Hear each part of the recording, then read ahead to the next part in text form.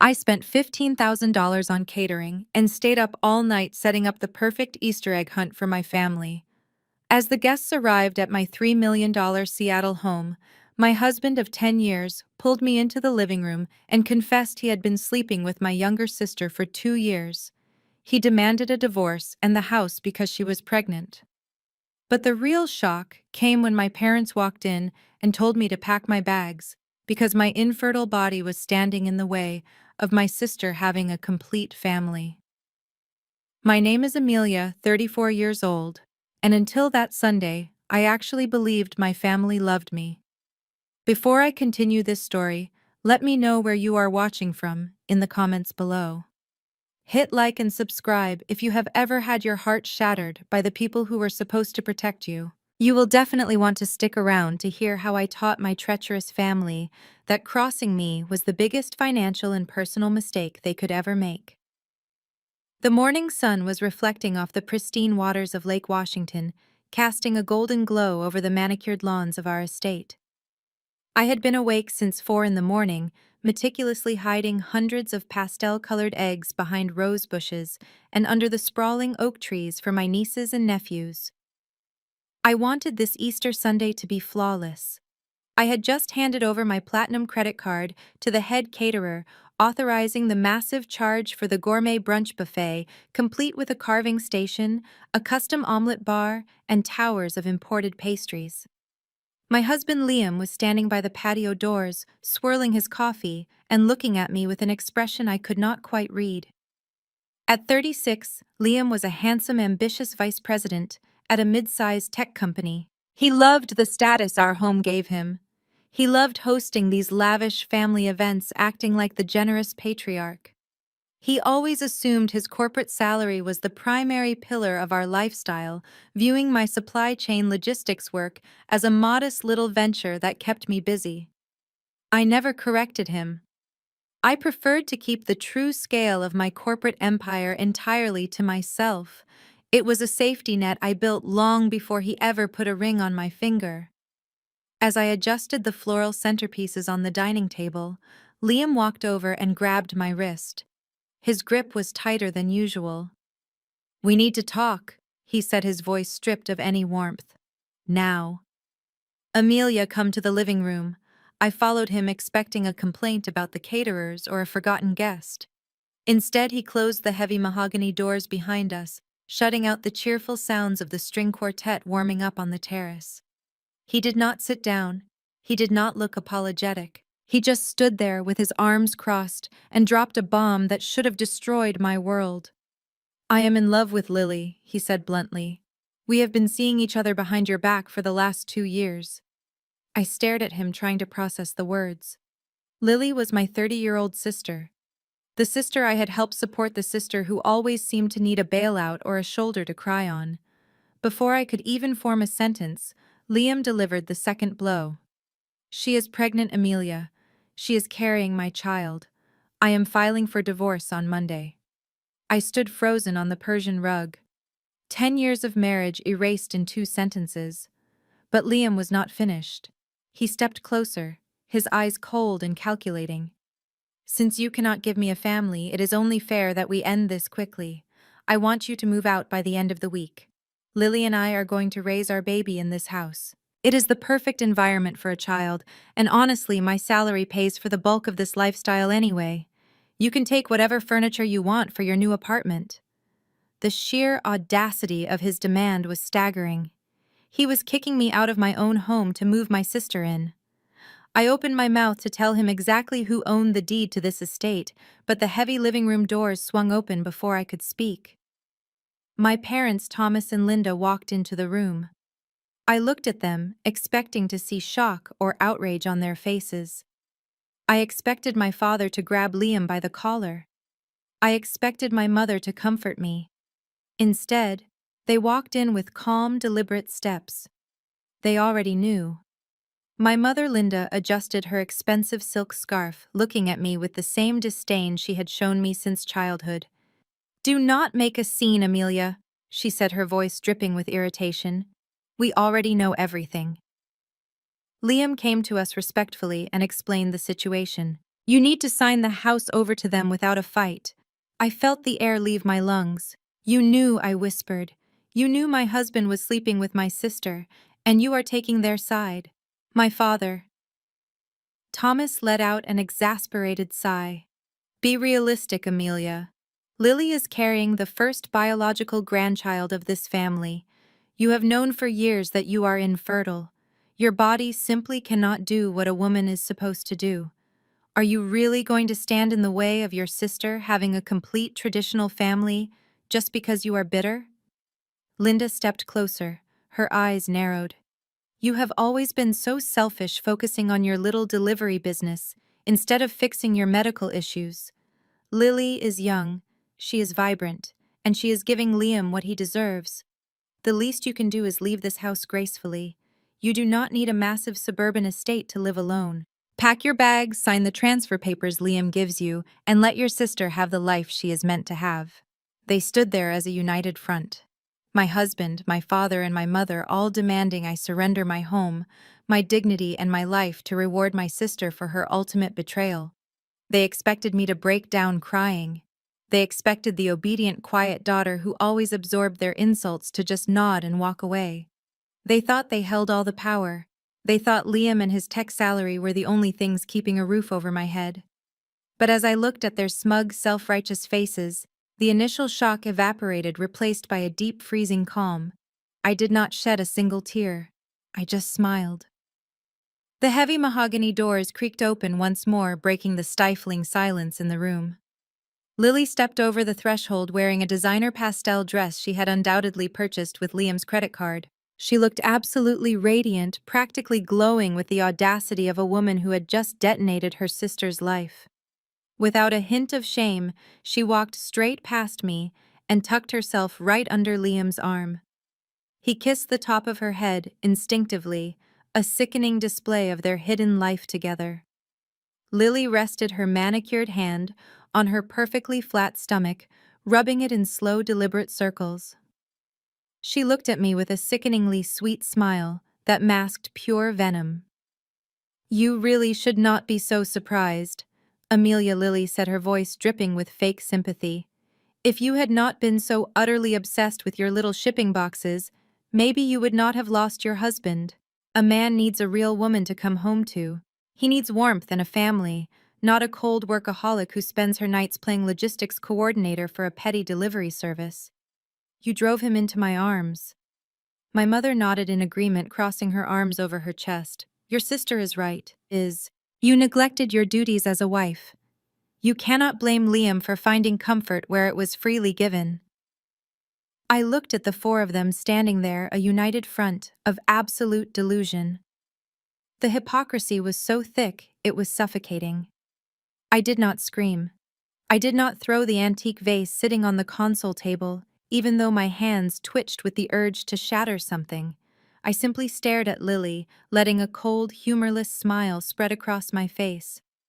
You always did excel at taking what belongs to me, Lily, I said, my voice dangerously soft. It is exactly like what happened when we were 18. Lily's smile faltered for a fraction of a second. My parents stiffened. They hated it when I brought up the past, mostly because the past was a glaring record of their parental failures. I took a slow step forward, looking directly into my father's eyes. Do you remember that, Dad? I had worked 3 jobs in high school to save up for my college tuition. I had $60,000 sitting in an account, and then your precious Lily decided she wanted to live like a socialite. She racked up $50,000 in credit card debt, buying designer bags and booking luxury trips. When the banks threatened her with fraud charges, you and Mom did not hesitate. You drained my entire college fund to pay off her debts, so your golden child would not face the consequences of her own actions. You stole my education to protect a thief, and now you think you can walk into my home and steal my property to protect her again? You shut your mouth. Amelia, my father barked, his face turning a deep shade of crimson. How dare you speak to us with such disrespect? We raised you. We put a roof over your head. And now you are trying to take the roof over my head, I shot back, keeping my tone perfectly level. My father stepped forward, pointing an aggressive finger at my face. Do not act like you own this estate, he growled. You are completely delusional if you think your small-time packing business bought this $3 million house. Liam makes the real money here. His salary at Technova pays the mortgage. His bonuses buy your groceries. If you do not sign those transfer papers quietly and leave with whatever dignity you have left, I will personally hire the best lawyers in Seattle. We will drag you to court. We will sue you for half of everything, and we will make sure you leave this marriage with absolutely nothing. You will be out on the street, Amelia. Do not test me. Liam smirked, clearly enjoying the protection of his father-in-law. We can do this the easy way or the hard way, Amelia. Just sign the house over to Lily and me. It is the best thing for the baby. I looked at them. They genuinely believed their own lies. Liam actually thought his vice president's salary funded our lifestyle. He had no idea that his entire company Technova was just a small subsidiary that my massive corporation Apex Logistics had acquired 3 years ago. He had no idea that I signed his paychecks. And my parents had no idea that threatening to sue me for my assets was the equivalent of bringing a butter knife to a nuclear war. But I could not drop the bomb yet. I needed time. I needed to lock down my assets, gather the evidence, and set the trap so perfectly that none of them would ever recover. So I played the part they expected me to play. I forced my shoulders to slump. I let my hands tremble visibly. I looked down at the floor, letting my hair fall forward to hide my dry eyes, and took a sharp, jagged breath. Please, I whispered, making my voice crack with manufactured despair. Please, just stop. I cannot process this right now. 10 years of marriage and you drop this on me on Easter Sunday. I sank onto the edge of the leather sofa, burying my face in my hands. I let out a broken sob. Just give me a few days. Please. I do not know where I am going to go. I do not know how I am going to afford an apartment on my own. Let me just pack my things in peace and figure out my life. Give me until the end of the week to look over the divorce papers. My mother sighed, a sound of profound relief mixed with pity. See, that is the sensible Amelia we know. We are not monsters. We will give you a few days to gather your belongings. Liam checked his luxury watch, a gift I had purchased for his birthday. You have until Friday, he said coldly. Do not try anything stupid. They turned around and walked out of the living room, heading back to the patio to drink my champagne and eat the food I had paid for. They closed the heavy doors behind them, leaving the broken, infertile wife to mourn her ruined life in peace. The moment the latch clicked shut, the fake tears vanished instantly. I sat up straight. My spine was steel. My mind was already calculating the logistics of their absolute destruction. I pulled my phone out of my pocket. There was one person conspicuously absent from this Easter celebration. One person who was not standing in the garden sipping mimosas, Lily's husband, Isaiah. Isaiah was a brilliant cybersecurity expert, a quiet, fiercely intelligent African-American man who had always treated me with genuine respect. We had bonded over our shared status as outsiders in this toxic family. More importantly, I knew Isaiah was far too sharp not to notice his wife's erratic behavior. If Lily had been sneaking around with Liam for 2 years, Isaiah definitely had suspicions. He just needed the missing puzzle pieces, and I had them. I scrolled through my contacts and dialed his number. He answered on the second ring, his deep voice cautious but alert. Hello, Amelia. Isaiah. I said, my voice completely stripped of emotion, echoing the cold calculation in my chest. I think it is time we finally compare notes. I need to meet you right now. The rain was pouring hard against the foggy windows of a rundown diner on the outskirts of Seattle, far away from the manicured lawns and gated communities we were used to. I chose this location specifically because no one from our social circle would ever set foot here. I sat in a cracked vinyl booth in the back corner, a lukewarm cup of black coffee resting untouched in front of me.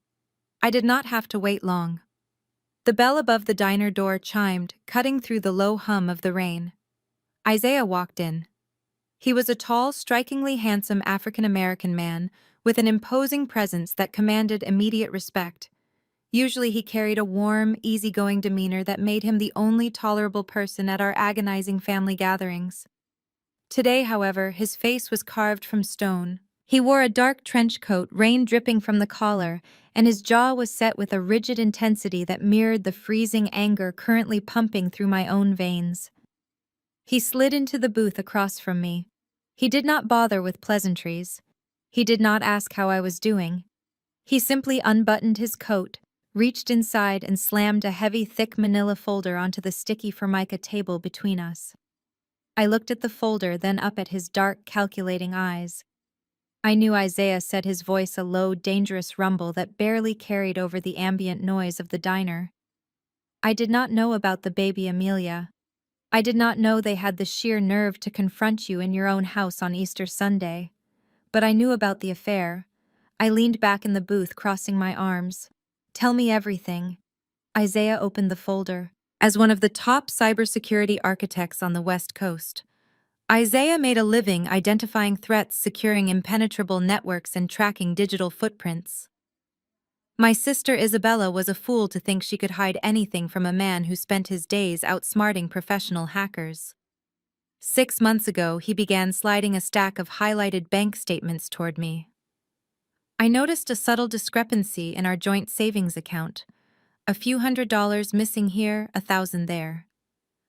Isabella claimed she was spending it on spa days and shopping trips with her friends. But the math did not add up. So I dug deeper. I installed a discreet monitoring software on her personal laptop and her phone. What I found was a textbook case of financial bleeding. She was not just siphoning our joint savings. She was systematically draining my 401k retirement fund. I stared at the highlighted numbers. Isabella had always been greedy, but stealing from her own husband's retirement fund was a new level of sociopathic behavior. She transferred nearly $300,000 into a hidden offshore account. Over the last 6 months, Isaiah continued his tone clinical and detached, though his eyes betrayed a lethal fury. I tracked the IP addresses she was communicating with. I intercepted her encrypted messages. That is how I found out about her and Liam. They were planning a future together funded entirely by my retirement savings and whatever they could bleed out of you. I let out a harsh, bitter laugh. Well, they executed the first phase of their master plan this morning. Liam demanded a divorce and told me he wants my $3 million estate so he can raise his new baby in comfort. My parents backed him up. They expect me to pack my bags and quietly hand over the deed by Friday. Isaiah shook his head, a dark, cynical smile pulling at the corner of his mouth. Your parents have always been blinded by Isabella, but Liam is a special kind of stupid. He is banking on the fact that you will just roll over and play the victim. Liam has always underestimated me, I replied smoothly. He genuinely believes his corporate salary is the only thing keeping us afloat. He thinks I am just a glorified secretary for a struggling delivery service. Isaiah leaned forward, resting his elbows on the table. Then let me show you exactly what his corporate salary has been buying recently. He reached into the back of the folder and pulled out a single glossy sheet of paper. He slid it across the table. It was a bill of sale and a vehicle registration document. I looked down at the paper and felt my eyebrows knit together in deep confusion. It was a receipt for a brand new custom-ordered Porsche 911. The vehicle was registered under Isabella's name. The purchase date was less than 48 hours ago. I looked at the bottom line. $120,000. Paid in full. A cash transaction. I stared at the number, my mind racing through the financial logistics. I know Liam's salary, I said, my voice dropping to a whisper. I know exactly what Technova pays him, including his quarterly bonuses. Even if he emptied his personal savings, he does not have $120,000 in liquid cash sitting around. And you just said Isabella was hiding your retirement money offshore. She would not use traceable funds for a domestic luxury car purchase. Isaiah nodded, his expression turning grim. Exactly. The money did not come from my stolen 401k. And it did not come from Liam's standard payroll account. I intercepted the dealership's wire transfer receipt. The funds came from a brand new high-yield joint account opened under Liam's name just 2 weeks ago. A joint account with who I demanded.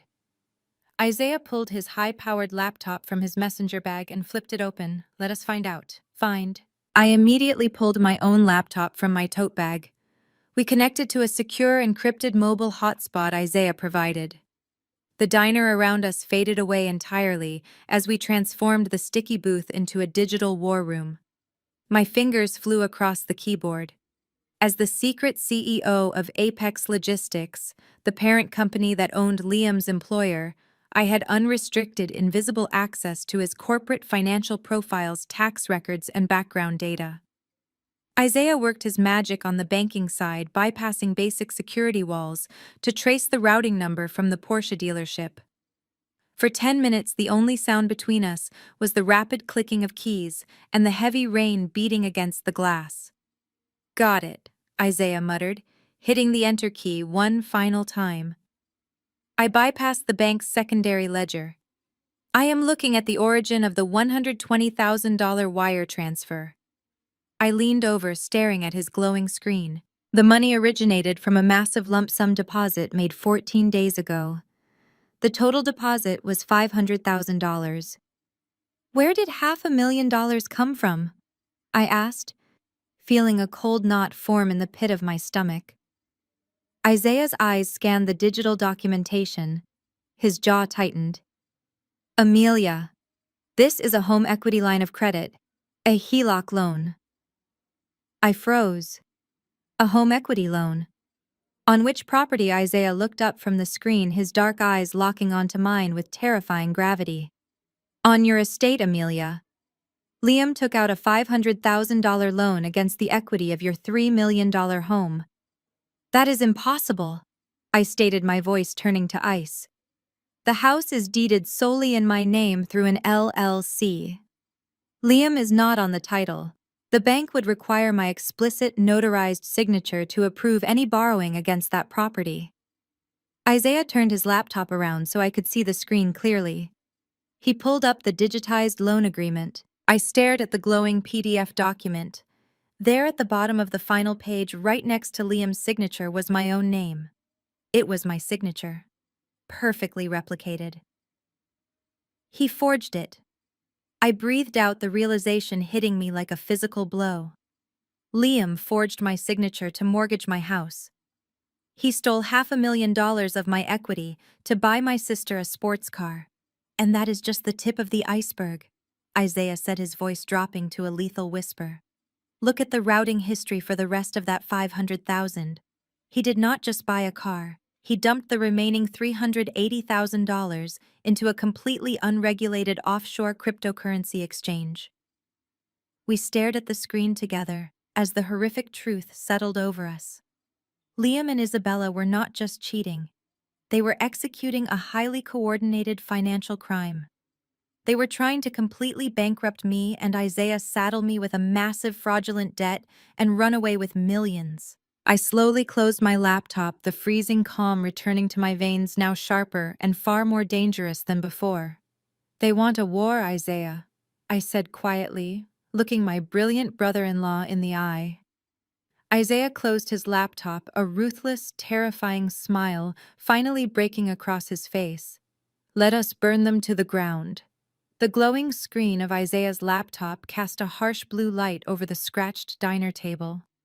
Rain continued to hammer against the glass window beside us, but the storm outside was nothing compared to the absolute devastation Liam had orchestrated on paper. I stared at the digitized home equity line of credit document, my eyes tracing the perfect damning loops of my own forged signature. It was a masterpiece of deception. Liam had not just traced my handwriting, he had weaponized my trust. Isaiah's fingers flew across his keyboard with the precision of a surgeon. He pulled up the digital notary stamp at the bottom of the final page. You cannot just walk into a major bank and secure a $500,000 loan against a $3 million property without serious authentication, Isaiah said, his voice a low mechanical rumble. The bank requires a certified notary public to verify your physical presence and identification. so I ran a background check on the notary seal attached to this file. Isaiah tapped his screen, bringing up a professional profile. The face smiling back at us belonged to a man named Gregory Barnes. I felt my jaw tighten. Gregory was one of Liam's oldest fraternity brothers. They played golf every other Sunday. Liam had brought his college buddy into our home, poured him my expensive scotch, and together they had committed massive federal fraud right under my nose. He bypassed the bank's security protocols by using a corrupt notary. I stated the reality settling into my bones. Liam knew I rarely checked the physical mail because I route all my corporate logistics through a private post office box downtown. He intercepted the bank approval letters. He intercepted the confirmation notices. He sat across from me at the dinner table every night for the past month, asking about my day while actively plotting to destroy my financial future. "It gets worse," Isaiah replied, his dark eyes fixed on the terminal window running on his screen. "The Porsche your sister is currently driving was just the appetizer. $120,000 is a lot of money, but it leaves $380,000 unaccounted for." Liam did not just leave that cash sitting in a joint checking account. He is arrogant, but he is also greedy. I watched as lines of code reflected in Isaiah's glasses. He pulled up a decentralized financial ledger, a chaotic web of cryptocurrency transactions that looked like absolute nonsense to anyone outside the tech sphere. Liam transferred the remaining $380,000 into an unregulated offshore crypto exchange, Isaiah explained, pointing to a massive outbound wire transfer. He dumped the entire amount into a highly volatile, highly speculative alternative token project. It is essentially a digital pyramid scheme. The developers promise a massive return on investment within a quarter. Liam bought in right at the peak. I let out a sharp, incredulous breath. He sank nearly $400,000 of stolen equity into a trash crypto project. He actually believes he is going to become a billionaire overnight. "He thinks he is the smartest guy in the room," Isaiah said, shaking his head with profound disgust. I tracked his browser history. He has been spending hours on private forums, bragging under anonymous handles about a massive capital injection he just secured. He thinks this crypto coin is going to shoot to the moon. He believes he will double or triple the stolen money, pay off the initial loan, before you ever find out, and walk away with millions in pure profit.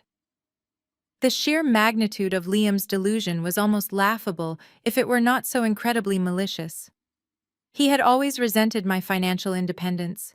Even though he thought my company was just a minor local shipping service, he hated that I never asked him for money. He hated that I bought our estate with a massive down payment he could not match. He wanted to be the tech titan.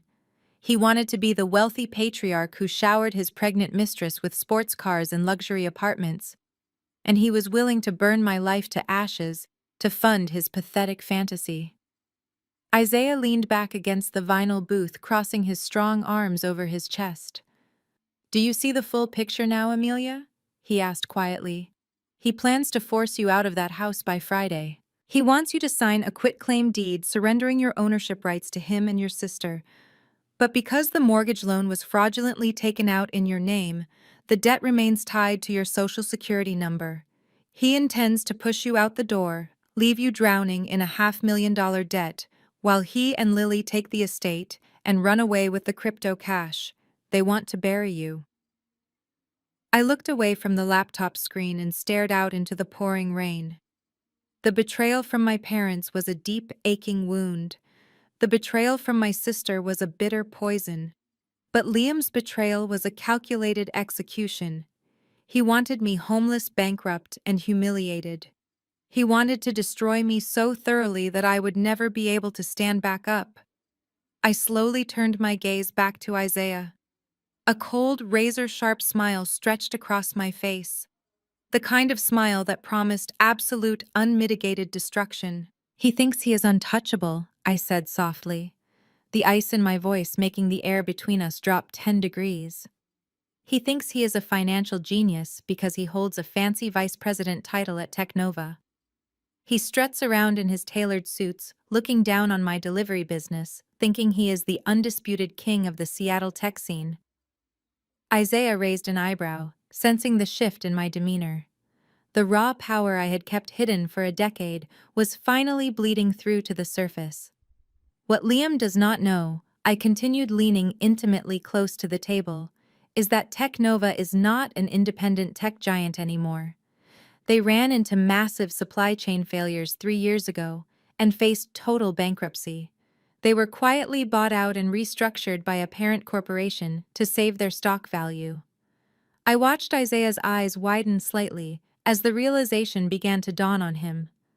Technova was acquired by Apex Logistics, I stated, my voice ringing with lethal authority. And I am the founder and chief executive officer of Apex Logistics.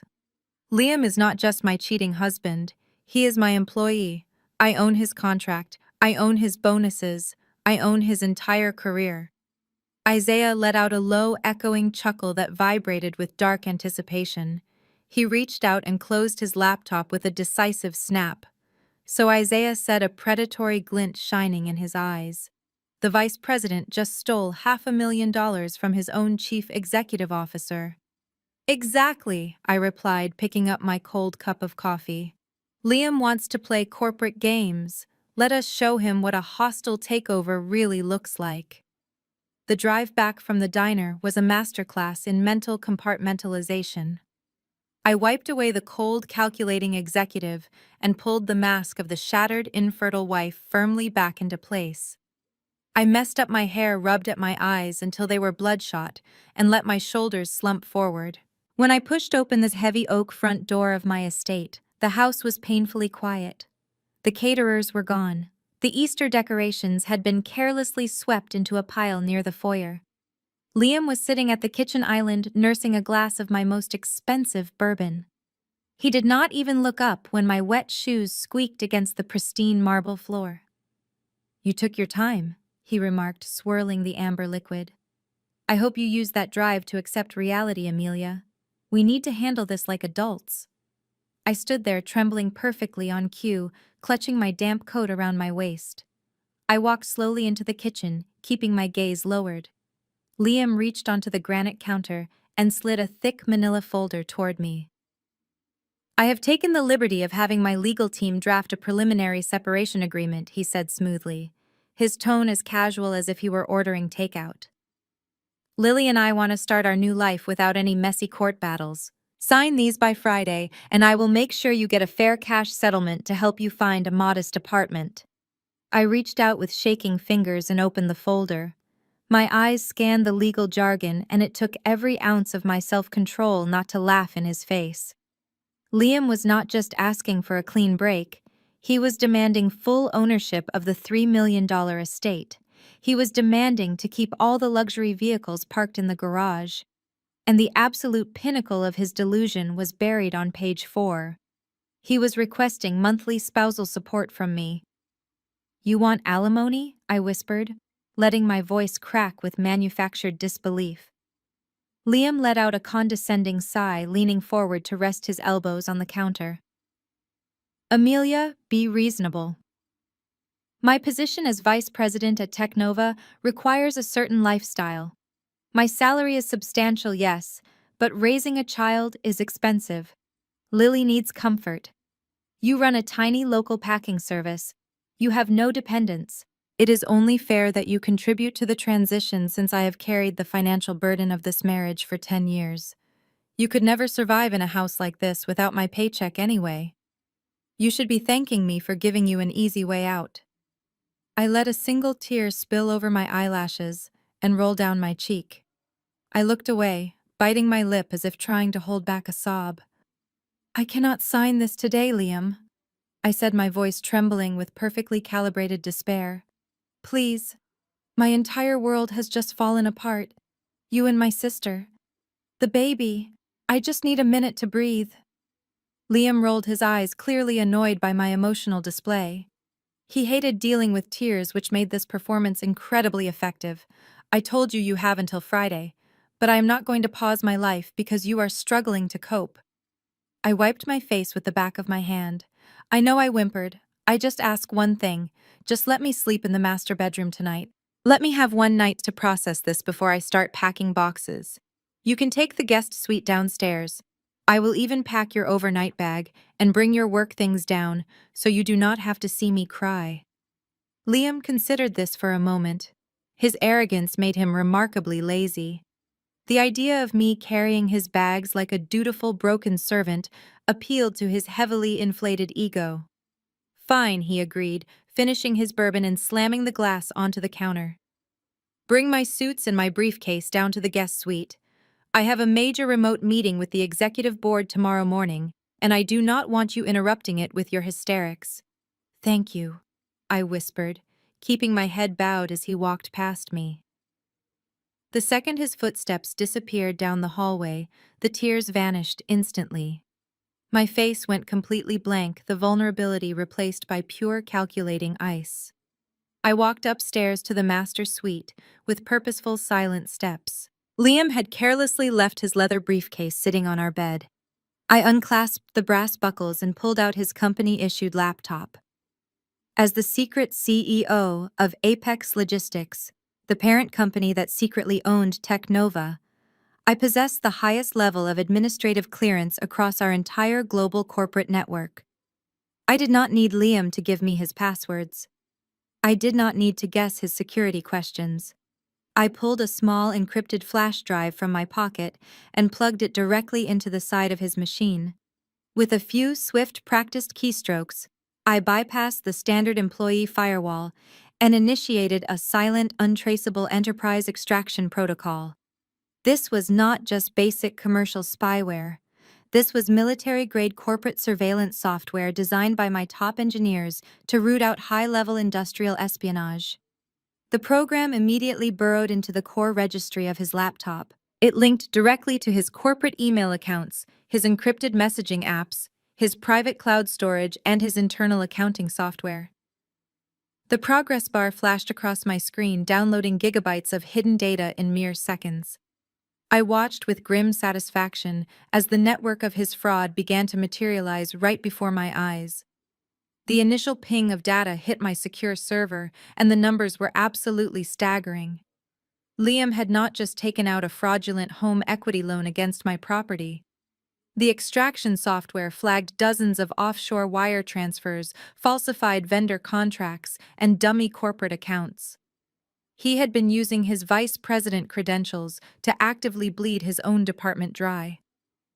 I safely ejected the flash drive and slipped it securely back into my pocket. I neatly packed his tailored suits, his expensive toiletries, and his now completely compromised laptop into a duffel bag. I carried the bag down the stairs, playing the role of the defeated, discarded wife perfectly. Liam was sitting on the edge of the guest bed, scrolling through his phone with a smug smile on his face. He was probably texting my sister about his flawless victory. I set the bag down quietly and walked away without saying a single word. My trap was firmly set, the data was flowing into my servers, and Liam was blissfully unaware that he had just handed me the undeniable proof needed for his absolute destruction. I locked the door to my private home office and poured myself a fresh cup of black coffee. The digital clock on my desk read 2 in the morning. Outside, the Seattle rain had turned into a steady, relentless downpour. Inside, my dual monitors illuminated the dark room with lines of raw, unfiltered corporate data. The extraction software I had planted on Liam's laptop was working flawlessly, syncing directly with the secure server Isaiah had established. Every email, every hidden spreadsheet, every deleted secure message was currently flooding into my database. I sat back in my leather chair and began to sift through the digital wreckage of my husband's career. At first glance, Liam's files looked like standard executive overflow. He had quarterly projections, marketing budgets, and vendor contracts. But as the chief executive officer of the parent company that owned his division, I knew exactly what a clean ledger was supposed to look like. Technova had strict vendor onboarding protocols. Liam's department, however, had authorized a massive surge in outsourced consulting fees over the past 18 months. I ran a targeted algorithm to isolate every vendor contract Liam had personally approved since the timeline of his affair with Lily began. The software flagged a glaring anomaly within seconds. A company named Horizon Consulting had been billing Technova for arbitrary software optimization services every single month. The invoices were perfectly formatted, always falling just a few $100s below the threshold that would require secondary executive approval from the Central Apex Logistics Accounting Department. I pulled up the corporate registration for Horizon Consulting. The company was registered in Delaware, a state known for its protective corporate anonymity laws. But Liam was not dealing with a normal external auditor. He was dealing with a furious, betrayed woman who literally owned the network he was using to commit his crimes. I bypassed the standard public records and accessed the internal routing logs from the emails sending the monthly invoices. The digital address traced back to a luxury high-rise apartment building in downtown Seattle. I ran the address through the residential property database. The penthouse suite was leased to a woman named Lily, my sister. I leaned closer to the monitors, my heart beating with a steady rhythmic precision. Liam had not just taken out a fraudulent mortgage on my estate. He had set up a fake consulting firm, registered it under an anonymous shell company, and used his vice president credentials to approve fake invoices. He was actively stealing corporate funds and channeling them directly into my sister's bank accounts. I initiated a comprehensive audit of every single payment routed to Horizon Consulting over the last 2 years. The numbers tallied up on my screen, climbing higher and higher until the final sum settled in bold red font: $1.5 million. My husband had embezzled $1.5 million from his own employer. He had stolen from my company to fund a lavish secret life with my sister. I opened a secondary window and cross-referenced the dates of the corporate payouts with Lily's social media timeline. The correlation was absolute perfection. 2 days after Liam authorized a $50,000 payout for fake software consulting, Lily posted photos from a first-class trip to Paris. A week after a $100,000 invoice cleared, she posted a video of herself unboxing a diamond tennis bracelet, the luxury apartment, the designer clothes, the 5-star vacations. It was all funded by stolen corporate cash. The sheer stupidity of his plan was almost breathtaking. Liam actually believed he was a master manipulator, pulling the strings of corporate finance, outsmarting the system. He thought he was untouchable. He had no idea that every single dollar he stole was meticulously tracked, logged, and backed up on servers that I personally controlled. I sat in the glow of the monitors, processing the magnitude of what I had just uncovered. This was no longer just a messy divorce. This was no longer a simple case of a cheating spouse trying to steal a house. What Liam had done crossed state lines. He had used the internet and banking systems to funnel stolen corporate assets into a shell company. This was wire fraud. This was money laundering. This was corporate embezzlement on a massive scale. These were not civil disputes to be argued over in family court. These were federal crimes, the kind of crimes that carry mandatory minimum prison sentences, the kind of crimes that end with seized assets and handcuffs. A normal person might have panicked. A normal wife might have stormed downstairs, thrown the printed evidence in his face, and demanded answers. She might have called the local police department to report the theft. But I was not a normal wife, and I was certainly not going to let a local police precinct mishandle a multi-million-dollar corporate fraud case. I wanted absolute, inescapable annihilation. I opened a highly encrypted communication channel on my terminal. I did not draft a dramatic email. I did not write a lengthy, emotional plea. I operated with the clinical detachment of a corporate titan, eliminating a fatal liability.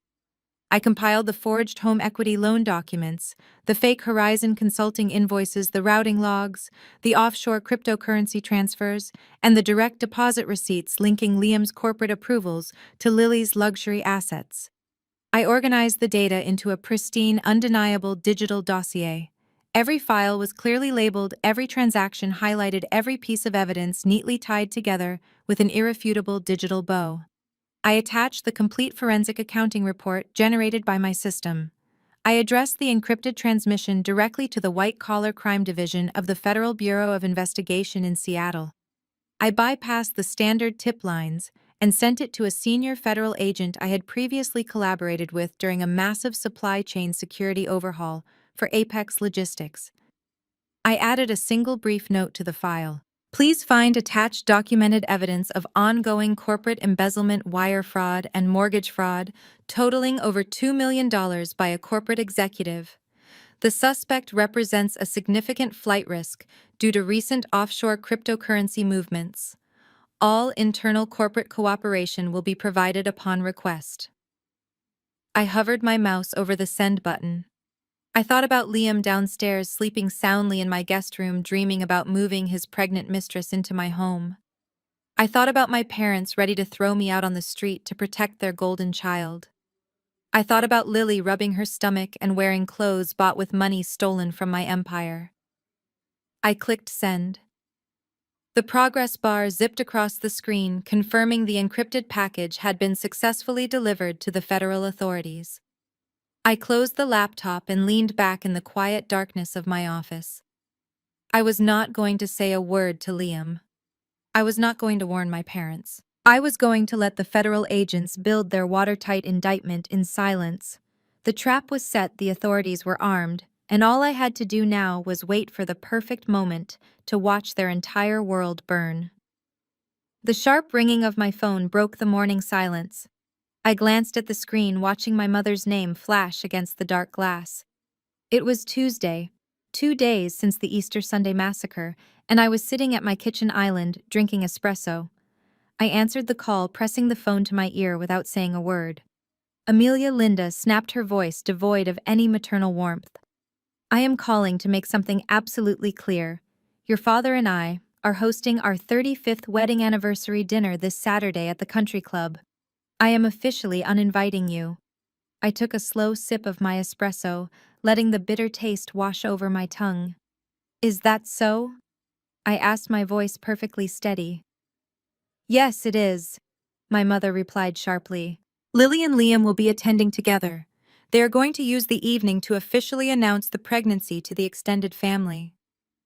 We cannot have you sitting there radiating jealousy and ruining the mood. You need to accept that Liam has moved on. He is providing for your sister in a way you never could. It would be incredibly selfish of you to show up and cause a scene. Before I could even process the sheer cruelty of using their own anniversary party to parade my cheating husband and pregnant sister, I heard my father shouting in the background. Tell her she needs to sign the house papers by Friday, Thomas bellowed. Tell her not to test us. A rustling sound echoed through the speaker as my father grabbed the phone from my mother. Amelia, listen to me, Thomas demanded, his voice thick with unearned arrogance. You have always been stubborn, but you need to understand that you are completely out of your league. Liam is a financial genius. You have no idea the kind of wealth he is generating for this family. I raised an eyebrow, staring out the window at the gray Seattle sky. Wealth, I repeated, injecting just enough doubt into my voice to egg him on. Yes, wealth, my father sneered. Liam brought us in on a highly exclusive investment opportunity, a massive digital asset project. It is going to yield returns that your little delivery company could not generate in a lifetime. We are partnering with our future son-in-law to build generational wealth. We put our money where our mouth is, Amelia. By next month we will be multimillionaires, so do not think for 1 second that you can intimidate Liam or use your lawyers against him. We have his back. The line went dead. I lowered the phone, staring at the black screen for a long, silent moment. They had invested with Liam. My parents, who had spent decades lecturing me about fiscal responsibility, who had drained my college fund to pay for Lily's designer bags, had handed their money over to a man running a digital pyramid scheme. I walked briskly up the stairs and locked myself back inside my home office. I fired up my dual monitors and opened the encrypted communication channel with Isaiah. Within seconds, his secure connection pinged on my screen. Isaiah, I said, leaning into the microphone. My father just bragged on the phone that he and my mother invested in Liam's cryptocurrency project. I need to know exactly where their capital came from. My parents do not have massive liquid savings. They live off my father's modest pension and Social Security. Find their funding source. Give me 5 minutes, Isaiah replied, his keyboard already clacking rapidly on the other end of the line. I paced the length of my office, my mind racing. Thomas and Linda had always been obsessed with appearances. They drove a luxury car they leased. They wore clothes they bought on credit. The only real asset they actually owned was their house in the suburbs. It was a modest 4-bedroom property they had paid off over 30 years. It was their ultimate safety net. The ping of an incoming file transfer broke my concentration. Isaiah's voice came through the speaker, sounding colder than I had ever heard it. Amelia, you are going to want to sit down for this. I slid into my leather chair and opened the document Isaiah had just intercepted from the county clerk's digital registry. They did not just hand Liam a few $1,000s from a savings account. Isaiah explained, his tone heavy with disbelief. Thomas and Linda authorized a cross-collateralization agreement. They leveraged the entire equity of their paid-off home to secure a commercial line of credit for Liam. They acted as the primary guarantors. They essentially handed the bank the deed to their house to fund his offshore crypto gamble. I stared at the digitized loan agreement on my monitor. There were my parents' signatures, bold and legally binding, pledging their only physical asset to a volatile digital token. If Liam failed to repay the commercial line of credit, the bank would not go after his corporate salary. The bank would instantly trigger a foreclosure protocol on my parents' suburban home. They had literally bet the roof over their heads on the promises of a cheating, embezzling narcissist. How much did they borrow? I asked, my voice a hollow whisper. $400,000, Isaiah confirmed. Which means Liam combined their $400,000 with the $500,000 he stole from your home equity line. He dumped nearly $1 million into that trash coin. I switched tabs on my browser, opening a live cryptocurrency market tracking terminal. I needed to see exactly what kind of generational wealth my father thought he was building. I pulled up the specific offshore alternative token Isaiah had identified the night before. The ticker symbol blinked onto my screen, followed by a detailed real-time financial chart. I looked at the line graph, and a sudden sharp breath escaped my lips. The graph did not show a steady climb. It did not show a minor dip. The line on the screen dropped straight down like a stone thrown from a cliff. Isaiah, I said, my voice steadying into a blade of pure ice. Pull up the market history for the token Liam bought. I hear you typing? Isaiah muttered. A few seconds passed, then a sharp intake of breath echoed through the speakers. Good Lord. The project was a rug pull, I stated, staring at the catastrophic red numbers bleeding across my monitor.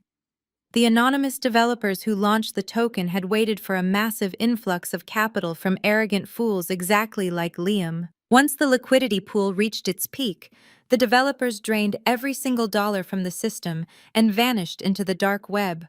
The value of the token was completely wiped out. When did the crash happen? Isaiah asked, though I could already see the timestamp on the market ledger. 48 hours ago, I replied, a ruthless smile curving my lips.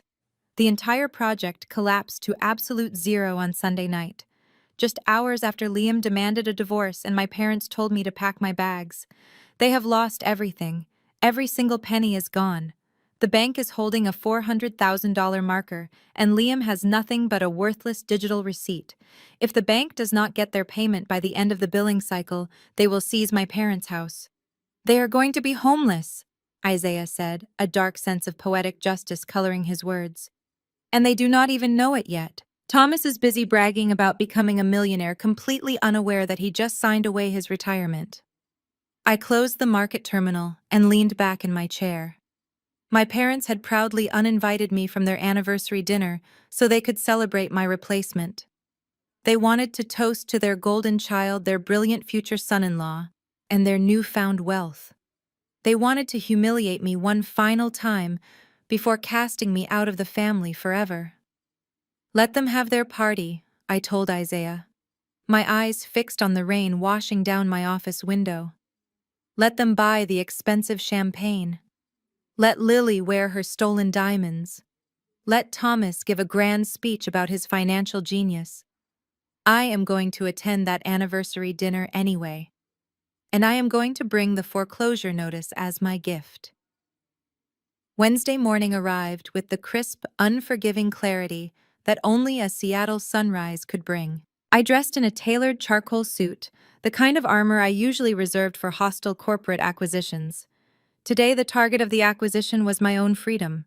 I bypassed my usual office at Apex Logistics and drove straight to the downtown headquarters of my private legal counsel. The firm occupied the top 3 floors of a towering glass skyscraper, a physical manifestation of absolute legal power. My lead corporate attorney, Harrison, was already waiting for me in the main boardroom. The sprawling mahogany table was covered with thick stacks of financial portfolios, property deeds, and corporate holding documents. Harrison knew the truth about my marriage. He knew exactly what Liam was planning, and more importantly, he knew how to legally obliterate him. We have 72 hours before Liam officially files his standard divorce petition on Friday, I said, taking my seat at the head of the table. I want every single asset I own fortified. I want it done by noon. Harrison slid a heavy leather-bound document toward me. He did not ask questions. He simply executed my orders with ruthless efficiency. We are transferring your entire equity stake in Apex Logistics, along with your secondary real estate holdings and offshore investment portfolios, directly into a blind, irrevocable trust. I picked up the solid gold pen resting beside the document. In American family law, an irrevocable trust is the ultimate financial fortress.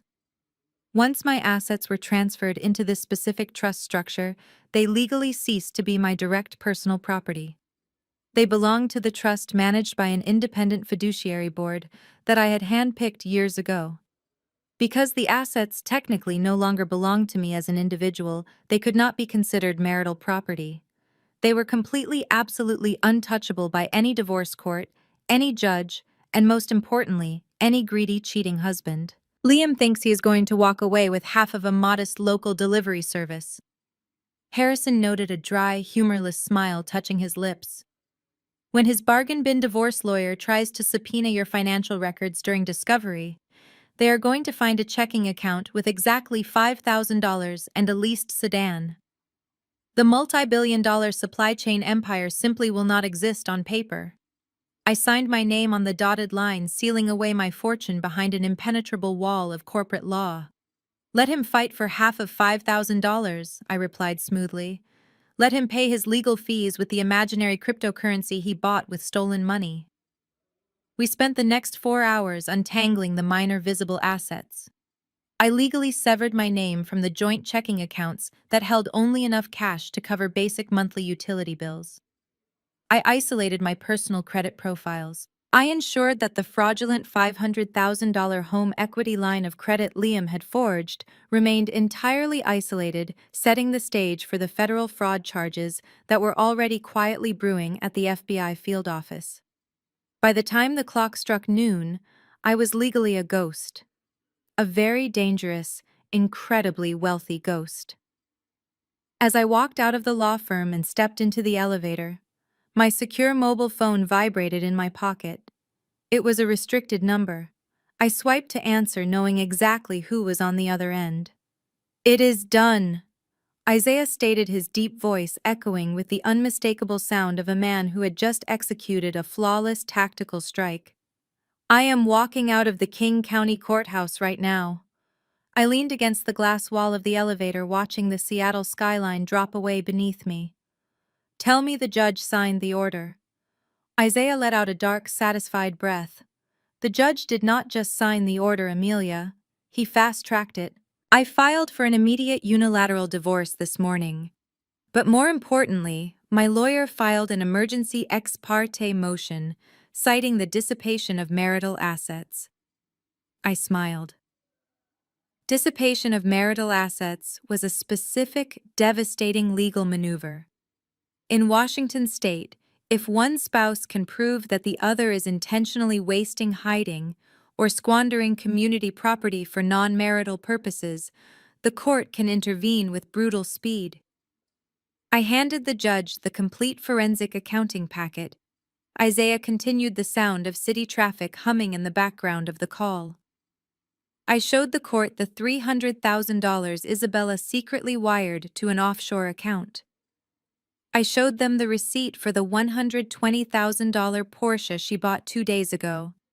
I proved that she was actively looting my retirement funds to finance an extramarital affair.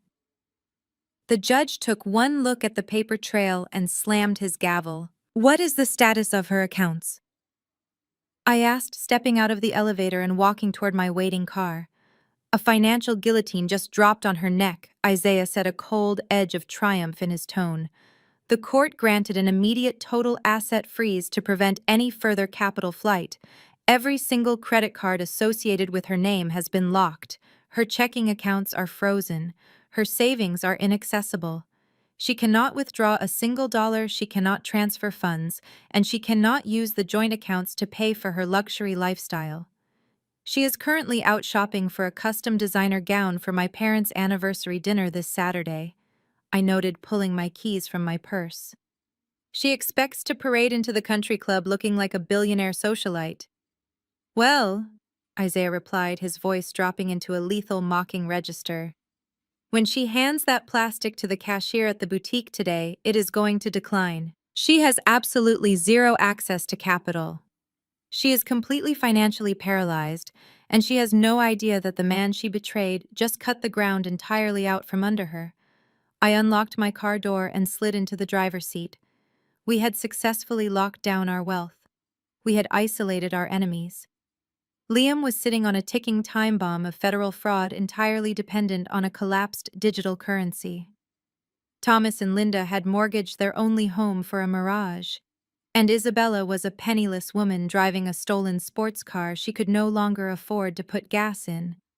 They wanted to play a high-stakes game of deception and greed.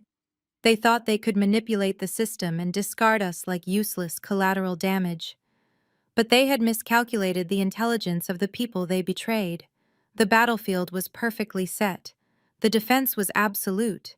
Now all that was left was the execution. I started the engine, my mind already picturing the look on their faces when they realized their grand anniversary celebration was going to be the site of their total, inescapable annihilation.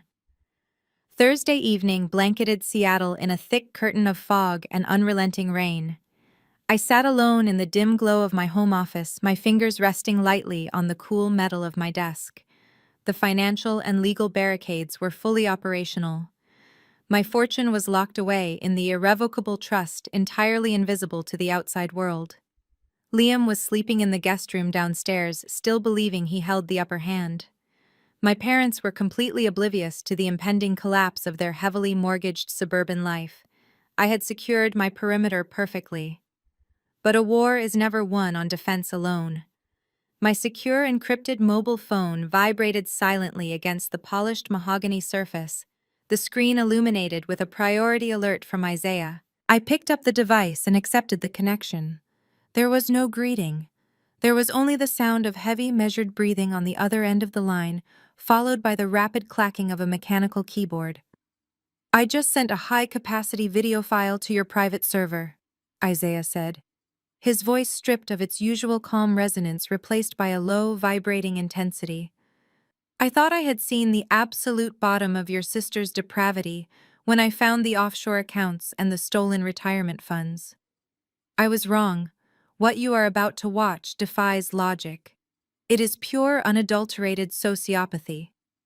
I turned my attention to the large monitor on my left. A notification blinked, confirming the arrival of a massive, heavily encrypted video package. I authorized the decryption protocol. "Tell me what I am looking at, Isaiah. Isabella is vain." Isaiah explained, his tone clinical and sharp. "She cares about appearances above all else." When she realized she needed a solid cover story to accelerate Liam's divorce timeline, she did not go to a standard municipal hospital. She booked a private consultation at a highly exclusive boutique women's health clinic in downtown Seattle. These high-end medical spas pride themselves on absolute client discretion, but they made a fatal error. They contracted their internal security and cloud storage to a third-party vendor with a glaring vulnerability in their administrative firewall. "You hacked a private medical server," I stated, feeling a sudden rush of adrenaline. I did not hack the medical records, Isaiah corrected smoothly. I bypassed the scheduling software and accessed the internal security camera feeds. The cameras in the VIP consultation rooms record high-definition audio and video for liability purposes. I isolated the timestamp of her appointment from yesterday afternoon. Open the file, Amelia. You need to hear this directly from her mouth. I clicked the file. The media player launched, filling my screen with crisp high-definition footage. The camera angle provided a clear overhead view of a pristine white consultation room. A female doctor in a tailored white coat sat behind a sleek glass desk. Across from her sat my sister. Isabella looked immaculate. She was wearing designer sunglasses pushed back onto her head and a cashmere sweater paid for by the money my husband had embezzled. She looked entirely relaxed, casually crossing her legs and sipping from a bottle of sparkling water. There was no maternal glow. There was no nervous anticipation of an expectant mother. The doctor folded her hands on the desk.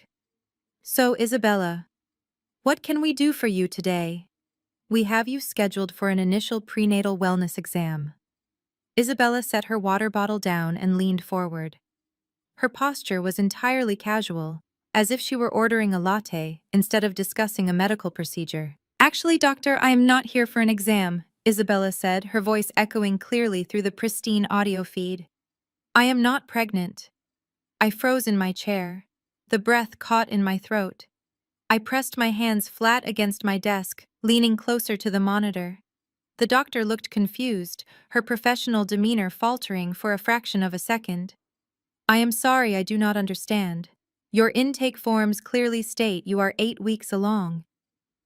I need some medical advice on a highly sensitive personal matter, Isabella continued, completely unbothered by the doctor's confusion. I am currently navigating a very complicated family dynamic. My sister's husband and I are together. He is in the process of finalizing a divorce and securing a very valuable piece of real estate for us. But he needed a push to act decisively, so I told him I was pregnant. My heart pounded against my ribs like a sledgehammer. The sheer breathtaking audacity of her confession paralyzed me. She was sitting in a medical facility openly admitting to weaponizing a fake pregnancy to destroy my marriage and steal my $3 million estate. The doctor shifted uncomfortably in her seat. Ma'am, this clinic cannot provide you with falsified medical documents or participate in any form of deception. I am not asking you to forge a chart. Isabella sighed, rolling her eyes as if the doctor were being incredibly tedious. I already bought fake ultrasound photos online. Liam is too arrogant and clueless to tell the difference. What I need from you is an expert consultation. Once Liam forces my sister out and signs the deed of the house over to me, I cannot exactly produce a baby in 9 months. I need to stage a miscarriage. The room on the screen went dead silent. The doctor stared at my sister in absolute horror. I sat in my office, my blood running cold as ice.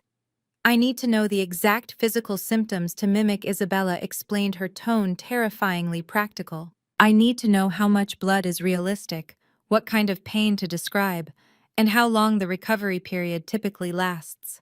I need the performance to be flawless, because when I lose this imaginary baby, I am going to blame it entirely on my sister. I let out a sharp, involuntary gasp. Isabella smiled on the screen, a vicious, predatory expression that made my stomach churn.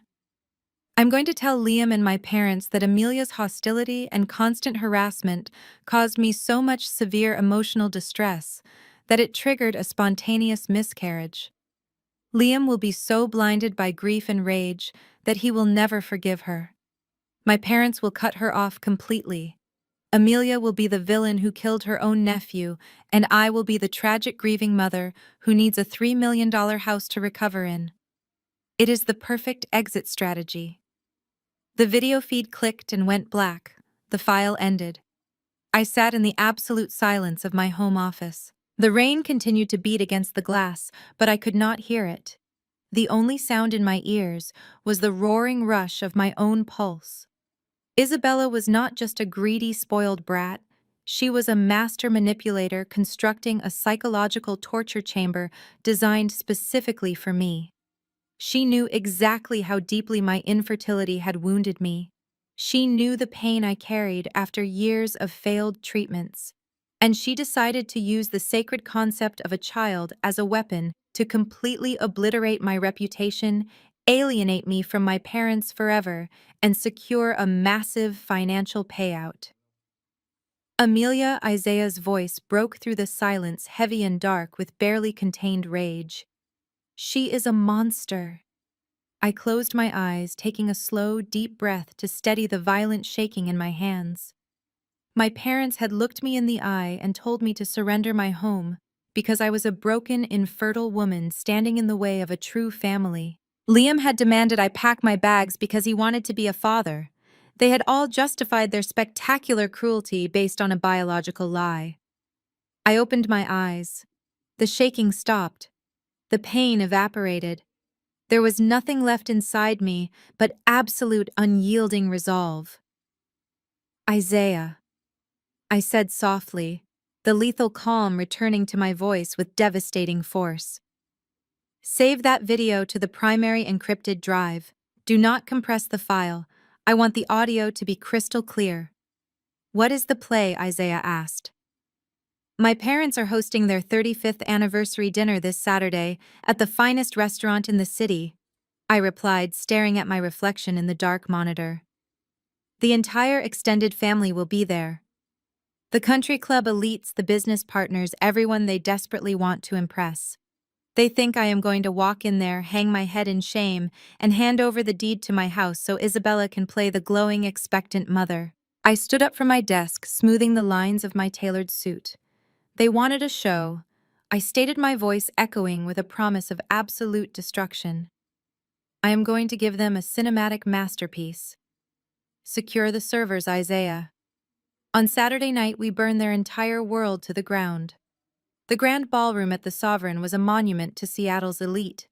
Crystal chandeliers dripped from the vaulted ceilings, casting a warm golden light over 50 tables covered in imported white linen. Waiters in crisp black tuxedos circulated with silver trays of champagne and caviar.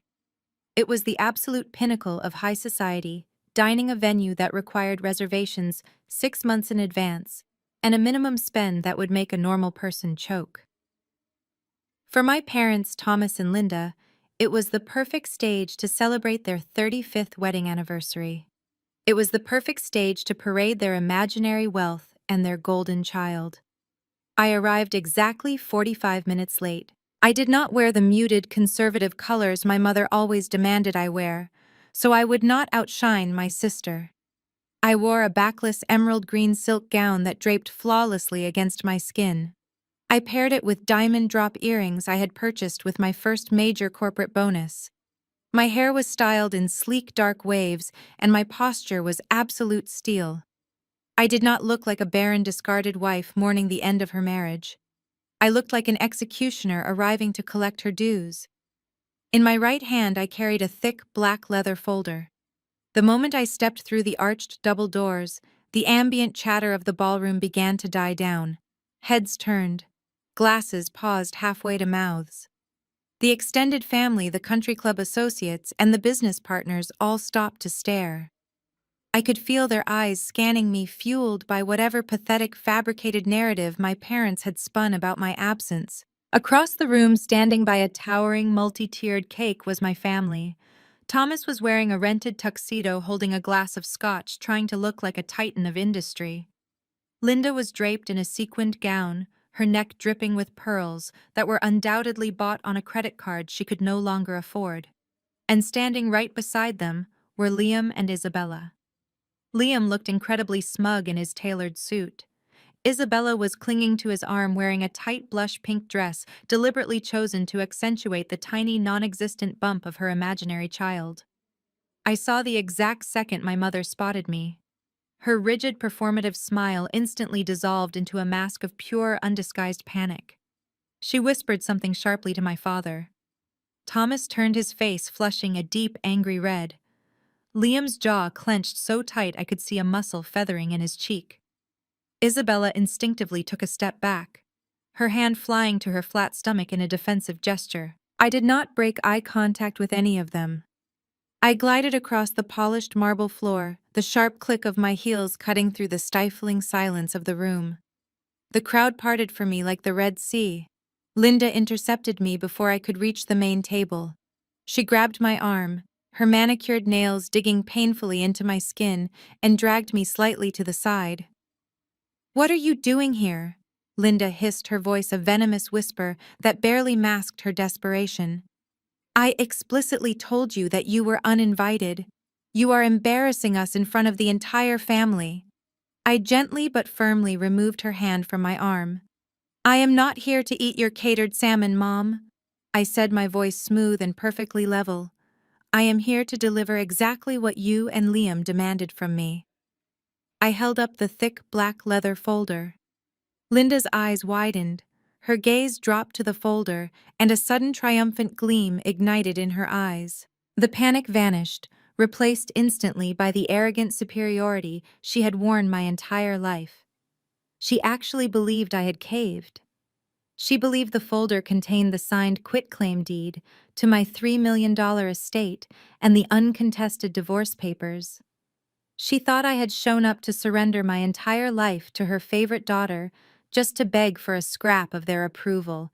"Give me that," Linda snapped, snatching the leather folder forcefully from my hands. "You finally did one thing right in your miserable life, Amelia. It is about time you accepted your place and stopped fighting a losing battle." I did not resist. I let her take the folder, offering her a calm, chillingly vacant smile. "It is all yours, Mom. Every single page."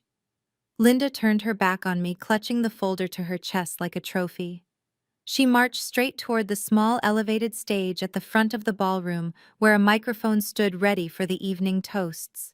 Thomas, Liam, and Isabella watched her ascend the stairs, their faces relaxing into matching expressions of arrogant victory.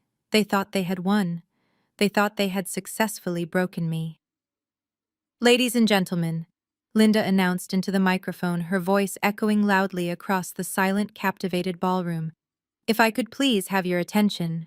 The guests turned toward the stage, waiters stopped moving, the string quartet lowered their instruments. "Tonight is a celebration of family, of endurance, and of legacy," Linda declared, her face glowing under the stage lights. "For 35 years, Thomas and I have built a foundation of love and sacrifice, and tonight we have another beautiful milestone to celebrate." She gestured grandly toward Liam and Isabella. "As many of you know, our family is expanding. My beautiful daughter Isabella and our brilliant future son-in-law Liam are expecting a child. They are going to bring a new life into this world, and they are going to do it in a beautiful, sprawling home that will be the center of our family for generations to come." A smattering of polite applause rippled through the crowd. Isabella beamed, resting her head against Liam's shoulder. Linda held up the black leather folder high above her head for everyone to see. "And I want to take a moment to publicly acknowledge my eldest daughter, Amelia." Every eye in the room pivoted back to me. I stood perfectly still in the center of the floor, my emerald dress gleaming under the chandeliers. For a long time, Amelia struggled to accept the reality of her medical shortcomings. Linda continued, her voice dripping with a sickening performative pity. "But today she has finally done the right thing. She has finally realized that true family requires sacrifice. She has brought the legal documents tonight to officially step aside to hand over her home and to yield her happiness so her younger sister can have the complete family that Amelia could never provide." The absolute cruelty of her words hung in the air, heavy and suffocating. Several guests looked down, clearly uncomfortable with the brutal public humiliation of a barren woman. My father nodded approvingly. Liam smirked. Isabella looked like she had just been crowned queen. "Let us raise a glass to new beginnings," Linda concluded, gripping the folder tightly. "And to a daughter who finally learned to put her sister first." The room was dead silent. No one raised a glass. I took a slow, deep breath. I let the silence stretch for 5 agonizing seconds. Then I began to walk. I did not rush. I climbed the 3 carpeted steps to the stage with the predatory grace of a lioness stepping into a cage of trapped prey. Linda frowned, stepping back slightly as I approached the podium. She clearly expected me to cry to apologize or to run out of the room in shame. Instead, I reached out and calmly wrapped my hand around the stem of the microphone. I pulled it gently from the stand. I turned to face the hundreds of guests, the business partners, the extended family, and the people who had just listened to my mother verbally execute me. I smiled. It was a radiant, terrifyingly brilliant smile. "Thank you for that touching introduction, Mother," I said, my voice echoing with crystal clear, unwavering authority across the ballroom. "But since you have decided to make my personal finances and my medical history a matter of public record tonight, I think it is only fair that we open that folder and show everyone what true sacrifice really looks like." I turned to my mother, my eyes locking onto hers. "Go ahead, Mom. Open it. Read the first page. Let everyone hear the good news." My mother froze. Her manicured fingers gripped the edges of the black leather folder, but she did not open it. The supreme confidence that had radiated from her only moments ago began to fracture. She looked at my face, searching for a trace of the broken daughter she thought she knew, but she found nothing except absolute zero. The crowd of wealthy Seattle socialites, business partners, and extended family members watched in breathless anticipation, waiting for the grand reveal. I did not wait for my mother to gather her courage. I turned away from the podium and walked purposefully toward the audiovisual control panel set up at the edge of the stage.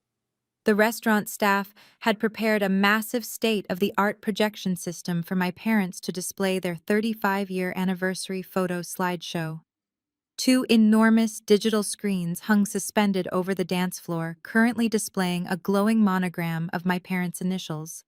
I pulled my encrypted mobile phone from my emerald clutch. I bypassed the wireless network and plugged my device directly into the primary media interface.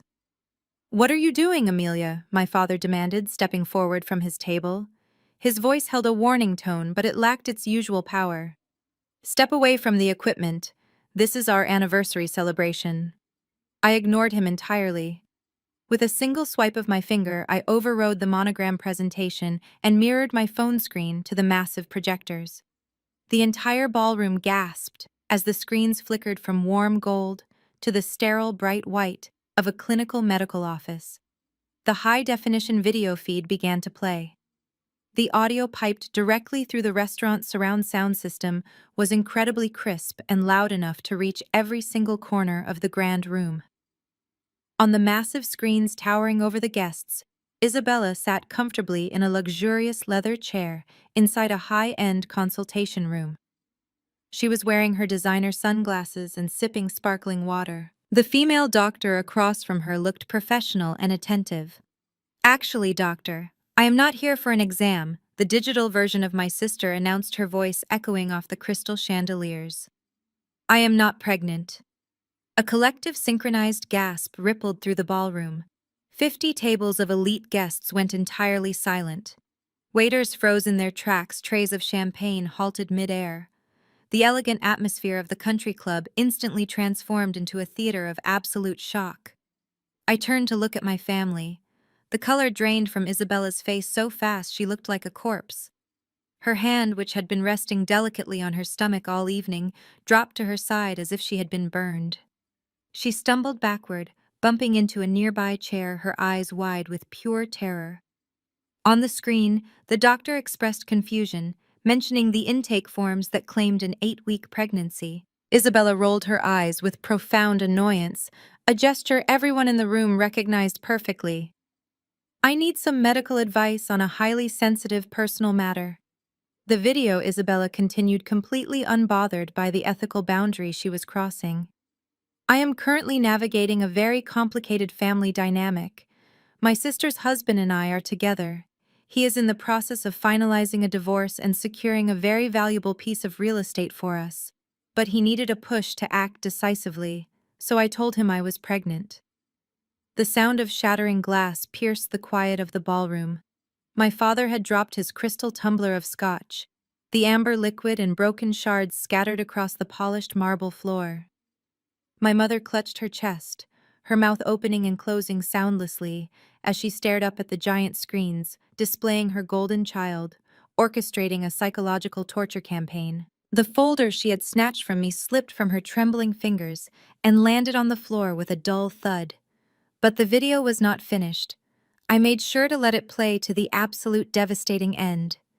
Once Liam forces my sister out and signs the deed of the house over to me, I cannot exactly produce a baby in 9 months, the digital Isabella explained to the horrified doctor.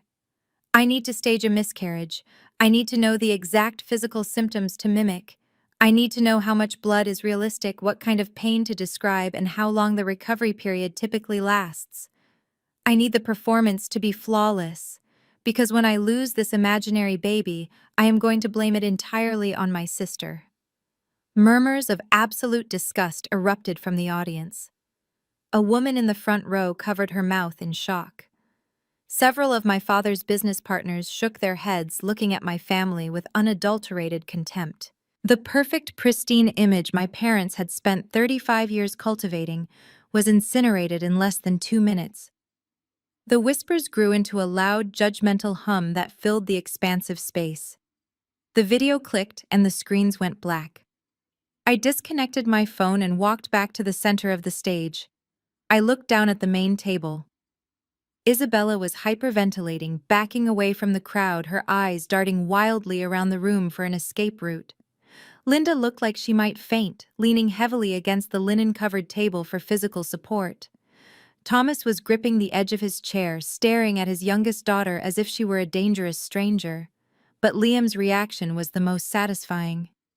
My soon-to-be ex-husband stood paralyzed. His handsome face was contorted into a mask of pure, unfiltered horror. He looked at Isabella, then up at the blank screens, then back to Isabella. The reality of his situation was crashing down on him with the force of a freight train. He had destroyed his 10-year marriage. He had publicly humiliated his wife. He had taken out fraudulent loans and embezzled corporate funds to secure a future for a child that did not exist. "You lied to me!" Liam screamed, his voice cracking with a terrifying mixture of rage and panic. He lunged toward Isabella, grabbing her by the shoulders. The pristine, sophisticated vice president was gone, replaced by a desperate, cornered animal. "You told me we were having a baby. You made me demand the house. You made me ruin my entire life for a lie." "Liam, please," Isabella sobbed, shrinking away from his tight grip. "I just wanted us to be together. I just wanted to make sure she was gone. I did it for us." "You did it for money." Liam roared, his face red and sweating profusely under the ballroom lights. "You psychotic liar. There is no baby." I leaned forward, resting my hands on the wooden podium. I tapped the microphone twice to ensure everyone in the ballroom could hear my next words perfectly. "Do not cry yet, Liam," I said, my voice slicing through his hysterical shouting with a cold, absolute authority.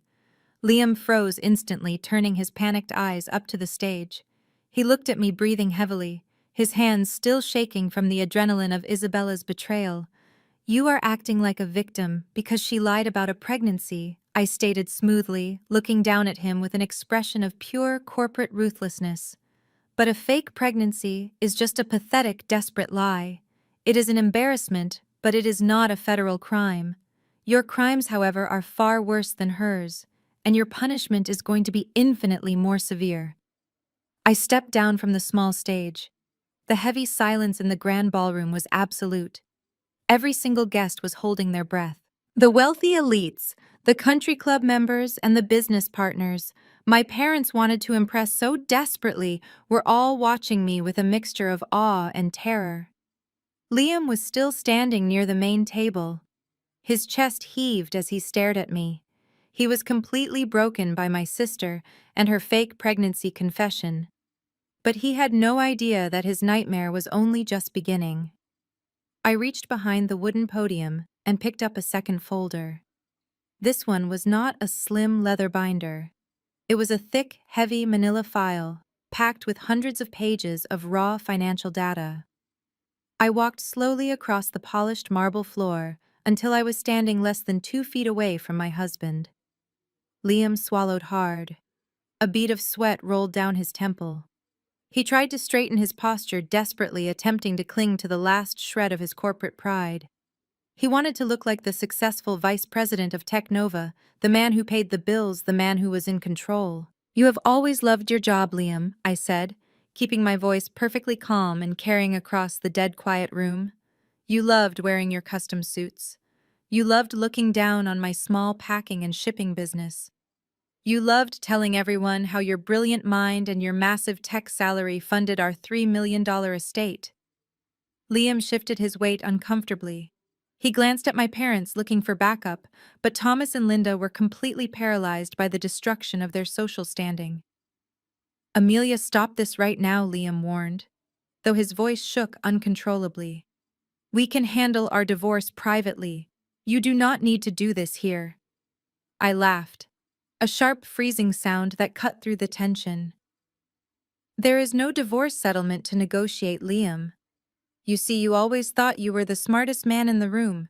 You thought Technova was an independent tech giant that valued your unparalleled genius, but you never bothered to read the corporate acquisition filings from 3 years ago.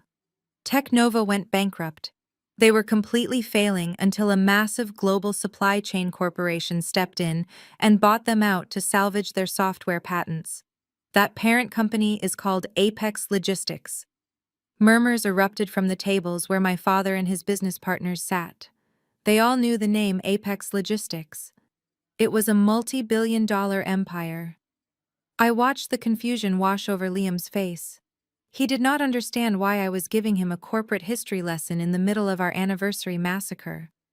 But the realization was about to hit him like a physical blow. "You work for Apex Logistics," I stated clearly. "And I am the founder and chief executive officer of Apex Logistics." The entire ballroom seemed to gasp in unison. My father gripped the edge of his table so hard his knuckles turned white. My mother covered her mouth with both hands. Liam stopped breathing. His eyes widened to an impossible size. The arrogant, condescending tech executive vanished in an instant. He stared at me as if I had just morphed into a ghost. "You cannot be—" Liam stammered, shaking his head in frantic denial. "You run a local delivery route. You do not own Apex." I raised the thick manila file and slammed it directly into his chest. He reflexively grabbed the folder before it could hit the floor. The heavy impact forced him to take a step backward.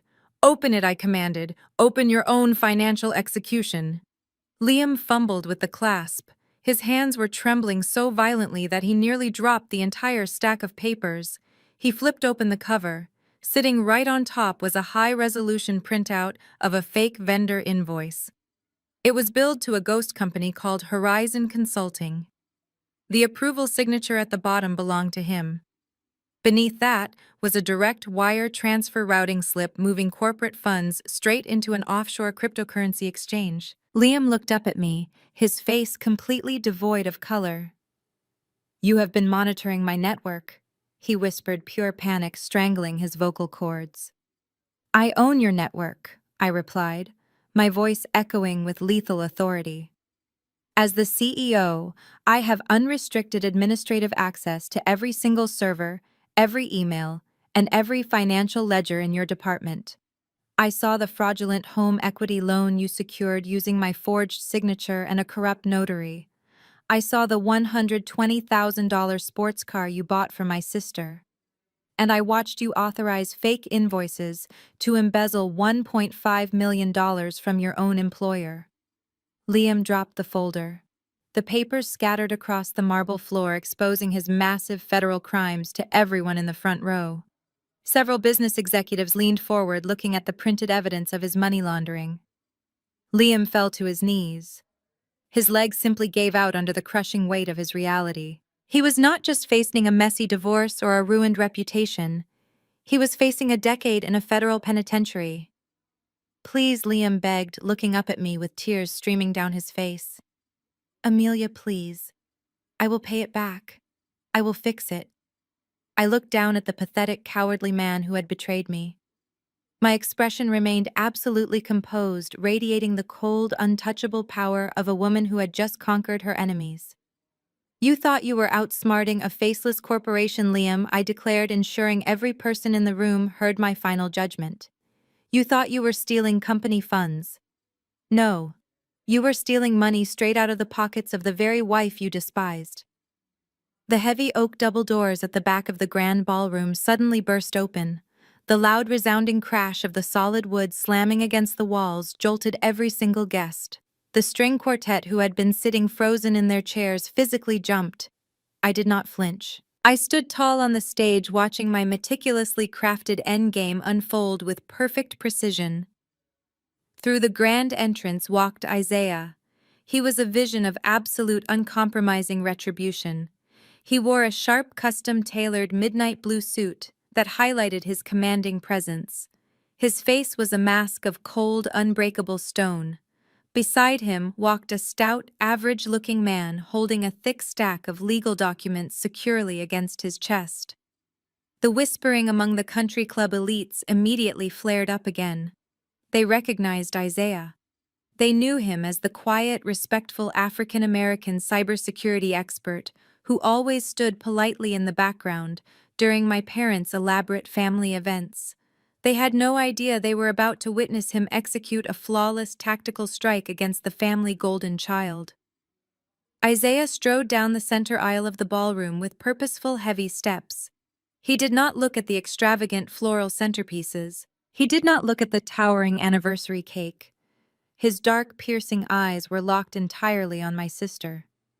Lily had been shrinking against the edge of the main table, desperately trying to distance herself from Liam and his federal embezzlement confession.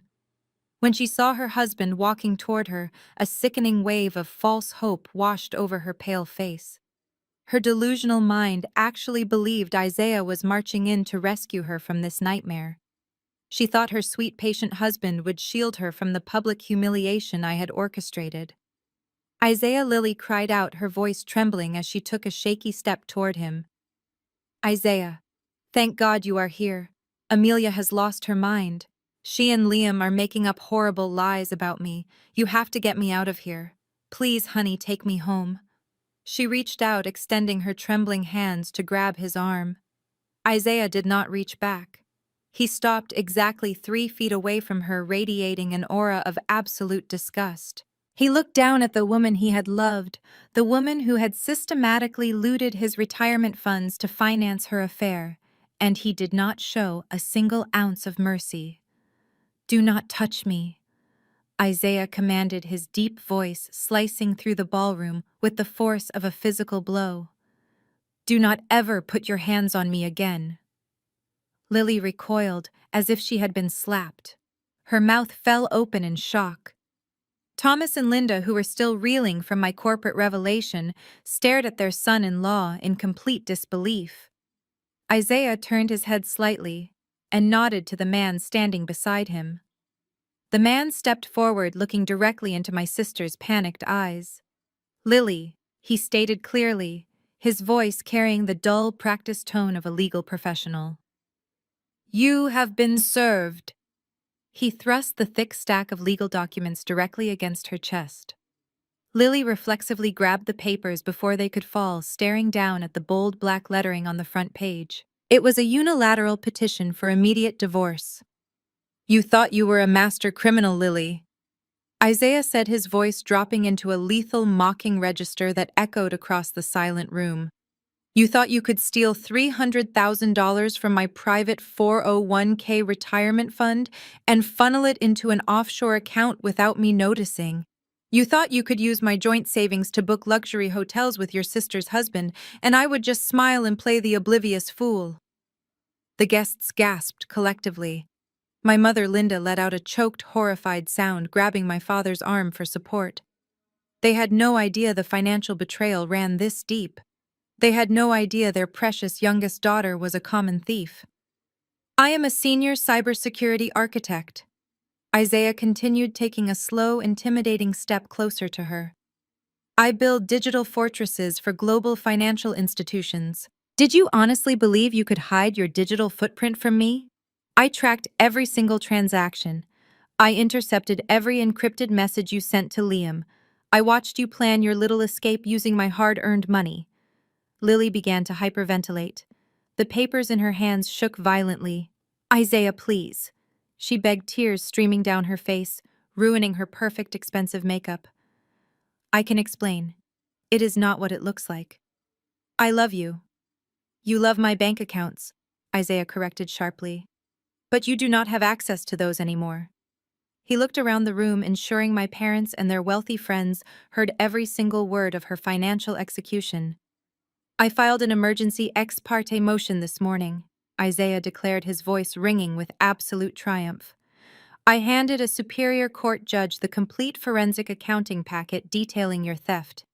The judge immediately granted a total asset freeze, citing the dissipation of marital assets. Every single credit card associated with your name was locked at noon today. Your checking accounts are frozen, your savings are inaccessible, you cannot withdraw a single dollar. Lily let out a sharp, panicked wheeze. But my car! She stammered, her mind scrambling to hold on to any piece of her fabricated luxury life. I have my car.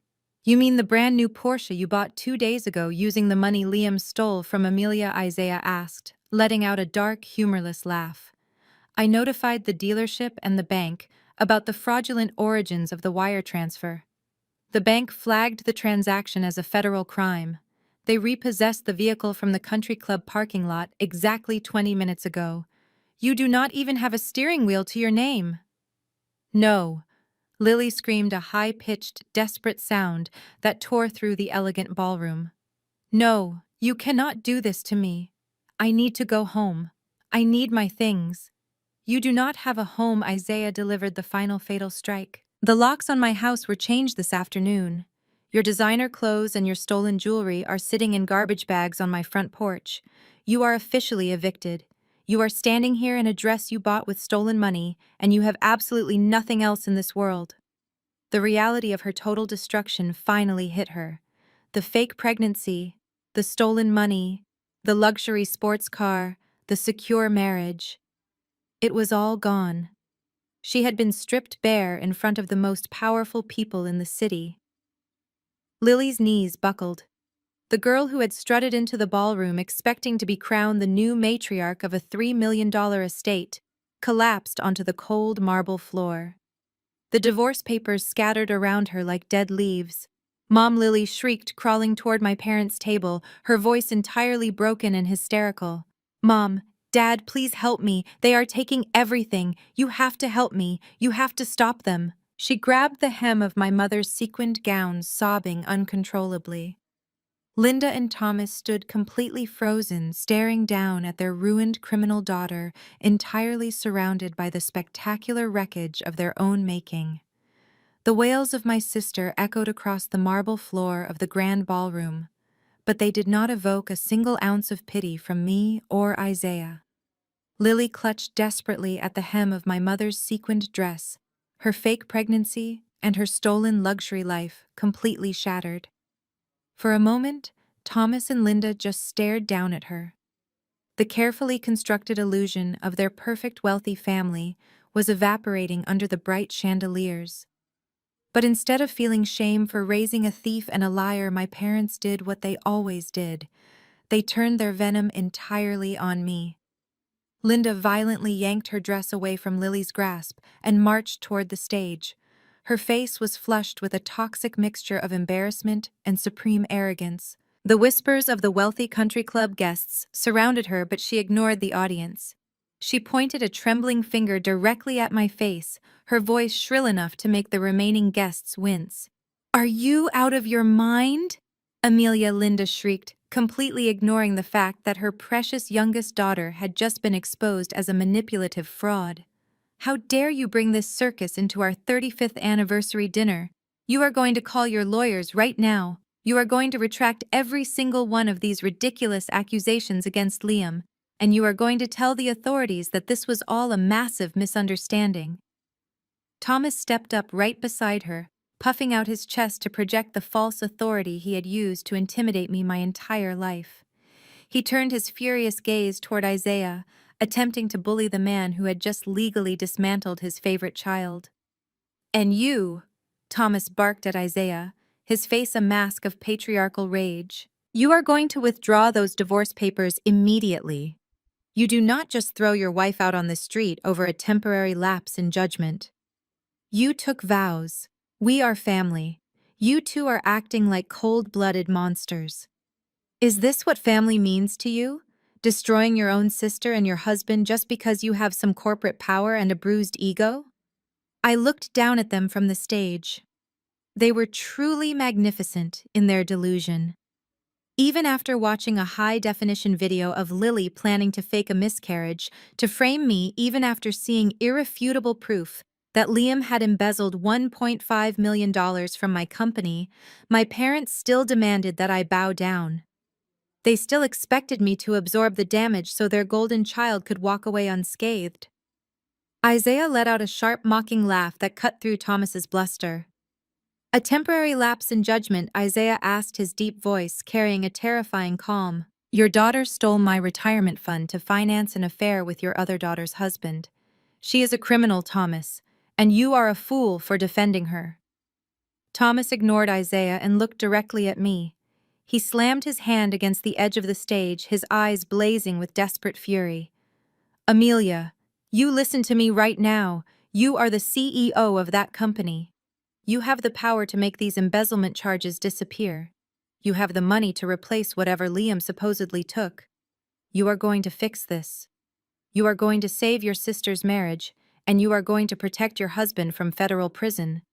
If you do not drop these lawsuits and fix this mess right now, you are dead to us. We will disown you completely. I stared at the man who had drained my college fund to pay off Lily's credit card debt when I was 18. I stared at the mother who had told me to surrender my home because my infertile body was worthless. They were threatening to disown me completely, oblivious to the fact that I had already erased them from my life long before I walked into this venue. I reached into the hidden pocket of my emerald gown. I pulled out one final perfectly folded piece of paper. It was not a corporate ledger. It was not an FBI indictment.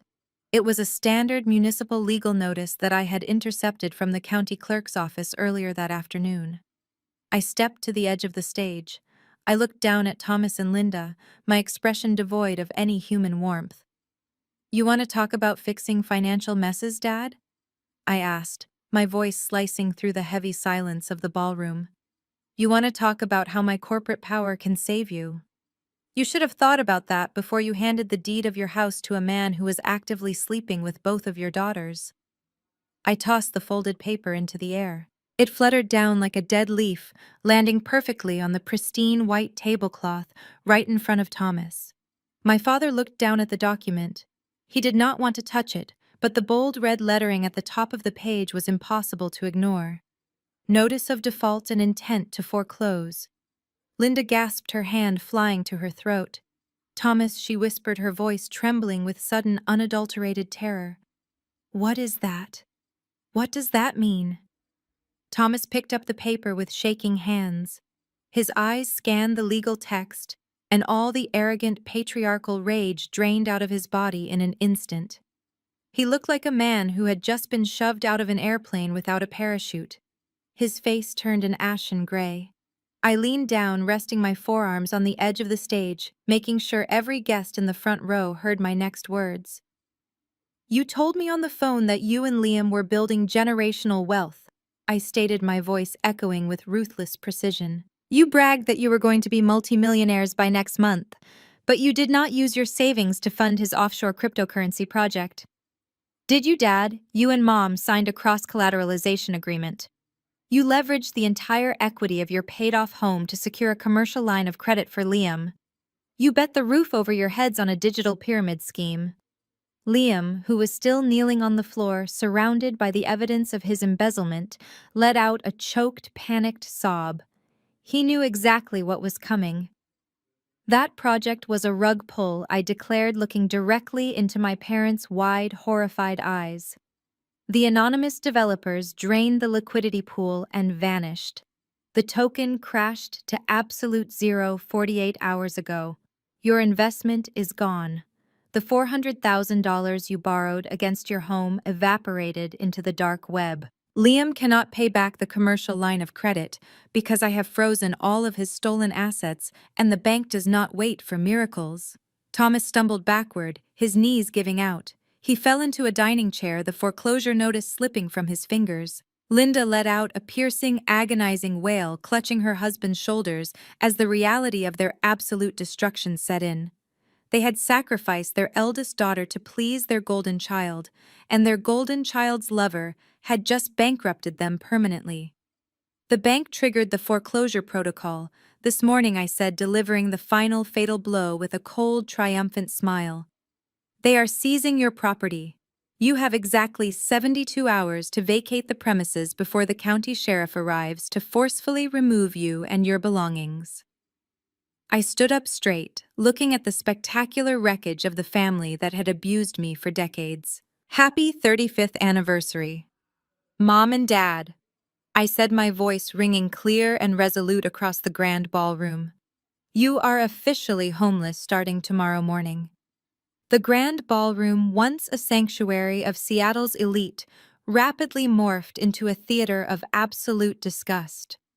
The stifling silence broke, shattered by the sharp, unforgiving whispers of country club members and corporate executives. These were people who guarded their social and financial reputations with their lives. Seeing Thomas and Linda exposed as fraudulent, bankrupt enablers, and Liam revealed as a federal embezzler triggered an immediate visceral retreat. Smartphones were raised high in the air. Camera flashes strobed across the room, capturing the exact moment the Golden family was reduced to rubble. Chairs scraped loudly against the marble floor as guests began standing up in droves. They did not offer condolences. They did not say goodbye. They grabbed their expensive coats and headed straight for the grand exit, desperate to distance themselves from the radioactive fallout of my family's crimes. Thomas watched his entire social circle abandon him. The country club president, his longtime golf partners, the wealthy neighbors he had spent decades trying to impress, all walking out without a single backward glance. The illusion was completely dead. The terrifying reality of his impending homelessness crashed down upon him. He turned back to the stage, his face entirely stripped of its former patriarchal arrogance. Linda was already moving. She scrambled up the carpeted steps of the stage, her expensive sequined gown catching on her heels. She collapsed directly at my feet. My mother, the woman who had spent my entire life standing tall to look down on me, was now physically kneeling on the floor, weeping hysterically. Thomas fell to his knees right beside her, his hands trembling as he reached out toward me. "Amelia, please!" Linda wailed, tears carving deep, dark tracks through her immaculate makeup. "We were wrong. We were so incredibly wrong. You have to forgive us. We are your parents. You cannot let the bank take our home. You have billions of dollars in that company. You are the chief executive officer. $400,000 is nothing to you. It is pocket change. Please just pay the bank. Save our house. We will do anything you want." Thomas nodded frantically, his voice breaking into a pathetic, desperate sob. "We will cut Isabella off. We will never speak to Liam again. We will make you the sole heir to whatever we have left. Just wire the funds, Amelia. You have the power to fix this right now. Do not let us die on the streets." I looked down at the two people who had created me. I looked at their tear-stained faces, their pleading eyes, their total submission. This was the moment I had dreamed of when I was a teenager, crying alone in my bedroom after they drained my college fund to pay for Isabella's shopping sprees. But standing here now, possessing all the power in the world, I felt absolutely nothing for them. Not anger, not pity, just a cold, clinical detachment. I stepped back, pulling the hem of my emerald gown away from my mother's grasping fingers. "You want me to use my corporate wealth to save you?" I stated, my voice echoing clearly over the chaotic noise of the emptying ballroom. "You want me to hand over $400,000 of my hard-earned money to protect the house where you plan to host my cheating husband and my deceitful sister? You made your investment, Dad. You chose your favorite daughter, Mom. You handed the deed of your house to a thief, and you did it with a smile on your face because you thought it would destroy me. Now you get to live with the return on your investment." I am not giving you a single dime. A shrill, terrified shriek tore my attention away from my parents. Isabella was crawling across the marble floor toward Isaiah. The unilateral divorce petition lay crumpled beneath her knees. She lunged forward, wrapping her arms tightly around Isaiah's legs, burying her face against his tailored suit pants. Isaiah, you cannot leave me like this. Isabella sobbed, her voice cracking with pure panic. I have no money. I have no credit. I have nowhere to go. It was all Liam. He manipulated me. He told me he was going to be a multi-millionaire. He forced me to take your retirement funds to prove I was committed to him. He made me fake the pregnancy so he could steal the house. I was just a victim. I swear to you, I was a victim. I still love you. Liam had been kneeling on the floor, surrounded by the printed evidence of his federal embezzlement. He had lost his career, his reputation, his marriage, and his freedom. And now the woman he had committed these massive felonies for was publicly throwing him to the wolves. She was calling him a manipulator. She was blaming him for the fake pregnancy that had driven him to destroy his entire life. Something inside Liam fundamentally snapped.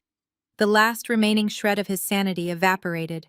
He let out a raw, guttural roar of absolute rage. You lying parasite, Liam screamed, his face turning a terrifying, violent shade of purple. Liam lunged across the floor with the speed of a rabid animal. He slammed into Isabella, knocking her away from Isaiah. His hands shot forward, wrapping violently around her throat. Isabella let out a choked, terrified gasp as Liam pinned her to the marble floor. You ruined my life, Liam roared, his fingers tightening relentlessly around her neck. You told me there was a baby. You told me we were going to take the estate. I stole corporate funds for you.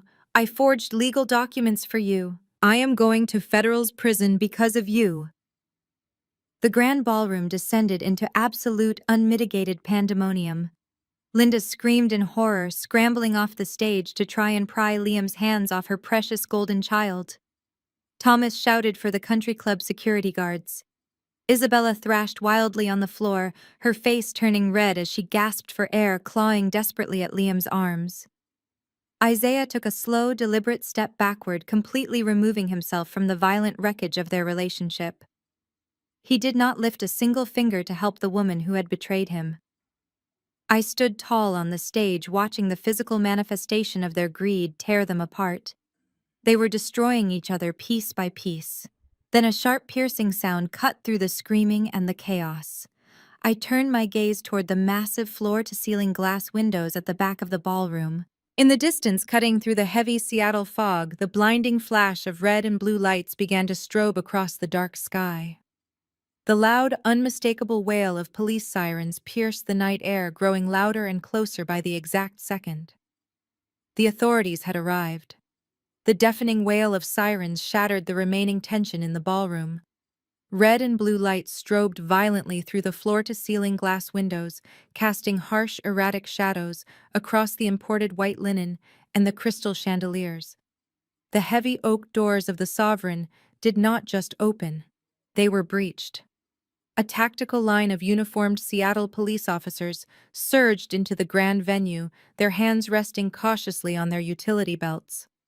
Right behind them walked 3 men and 1 woman wearing sharply tailored dark suits, their federal badges clipped visibly to their belts. The Federal Bureau of Investigation had arrived. The sheer physical presence of federal agents in a country club ballroom sent the remaining few guests and the paralyzed waitstaff scrambling toward the far walls. Thomas and Linda froze entirely, their faces draining of whatever microscopic trace of color they had left. Liam was still on the marble floor, his hands locked aggressively around Lily's neck, blinded by his own psychotic rage. He did not even notice the authorities swarming the room until 2 heavily built police officers grabbed him by the shoulders. They yanked him backward with absolute force, tearing him away from my sister. Liam thrashed wildly for a fraction of a second before a 3rd officer slammed him face first into the nearest dining table. Silverware crashed to the floor, the pristine white tablecloth stained with spilled red wine. Lily gasped violently for air, clutching her bruised throat as she scrambled backward across the polished stone. She coughed, looking up at the officers with wide, terrified eyes, completely convinced they had rushed in to save her from a murderous husband. She was entirely wrong. The lead FBI agent, a tall man with a chiseled jaw and cold, analytical eyes, stepped forward. He did not look at my parents. He did not look at the crying, gasping woman on the floor. He looked directly at the man pinned against the dining table. Liam the agent stated, his voice a booming, authoritative baritone that commanded absolute submission. "You are being placed under federal arrest for multiple counts of corporate embezzlement, wire fraud, and interstate money laundering." Liam stopped struggling immediately. The fight completely drained out of his body. He pressed his cheek against the cold marble tabletop, his eyes darting frantically toward the stage where I was standing. I stepped down from the podium with slow, deliberate grace. An abandoned crystal glass of vintage red wine sat on a nearby tray. I picked it up, holding it loosely by the delicate stem. I walked over to where my soon-to-be ex-husband was being restrained. I looked down at him, my expression radiating the untouchable power of a woman who had orchestrated his absolute demise. I took a slow, methodical sip of the dark red wine. "I submitted the irrefutable evidence of your federal embezzlement to the White-Collar Crime Division exactly 3 days ago, Liam," I said smoothly, letting the rich taste of the wine linger on my tongue. "Every fake invoice, every offshore cryptocurrency transfer, and every forged home equity document was securely packaged and delivered to their field office. I told you I owned your network. I told you I owned your career. Now the federal government owns your future." Liam let out a pathetic whimpering sound.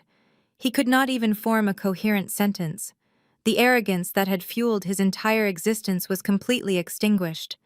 But the authorities were not finished. A female detective from the Seattle Police Department stepped around the table and walked directly toward Lily.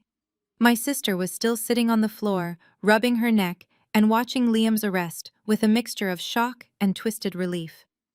Her relief lasted exactly 2 seconds. Lily the detective announced, pulling a pair of heavy steel handcuffs from her tactical belt. "You are under arrest for grand theft, identity fraud, and the unlawful dissipation of marital assets. Stand up and put your hands behind your back." Lily shrieked a high-pitched sound of pure, unadulterated panic. She scrambled backward, hitting the leg of a chair. "No. No, you cannot arrest me. I am the victim here. He just tried to kill me. He lied to me. I did not do anything wrong." Isaiah stepped out from the shadows of the room, his dark tailored suit cutting an imposing figure against the chaotic backdrop. He looked down at his treacherous wife with an expression of absolute freezing disdain. "I took care of your arrest warrant this morning," Isaiah stated, his deep voice slicing through her hysterical crying. "I handed the Financial Crimes Unit the exact routing numbers you used to drain $300,000 from my private retirement funds. I gave them the fraudulent wire transfers you authorized. You are not a victim. You are a common thief, and you are going to answer for every single dollar you stole."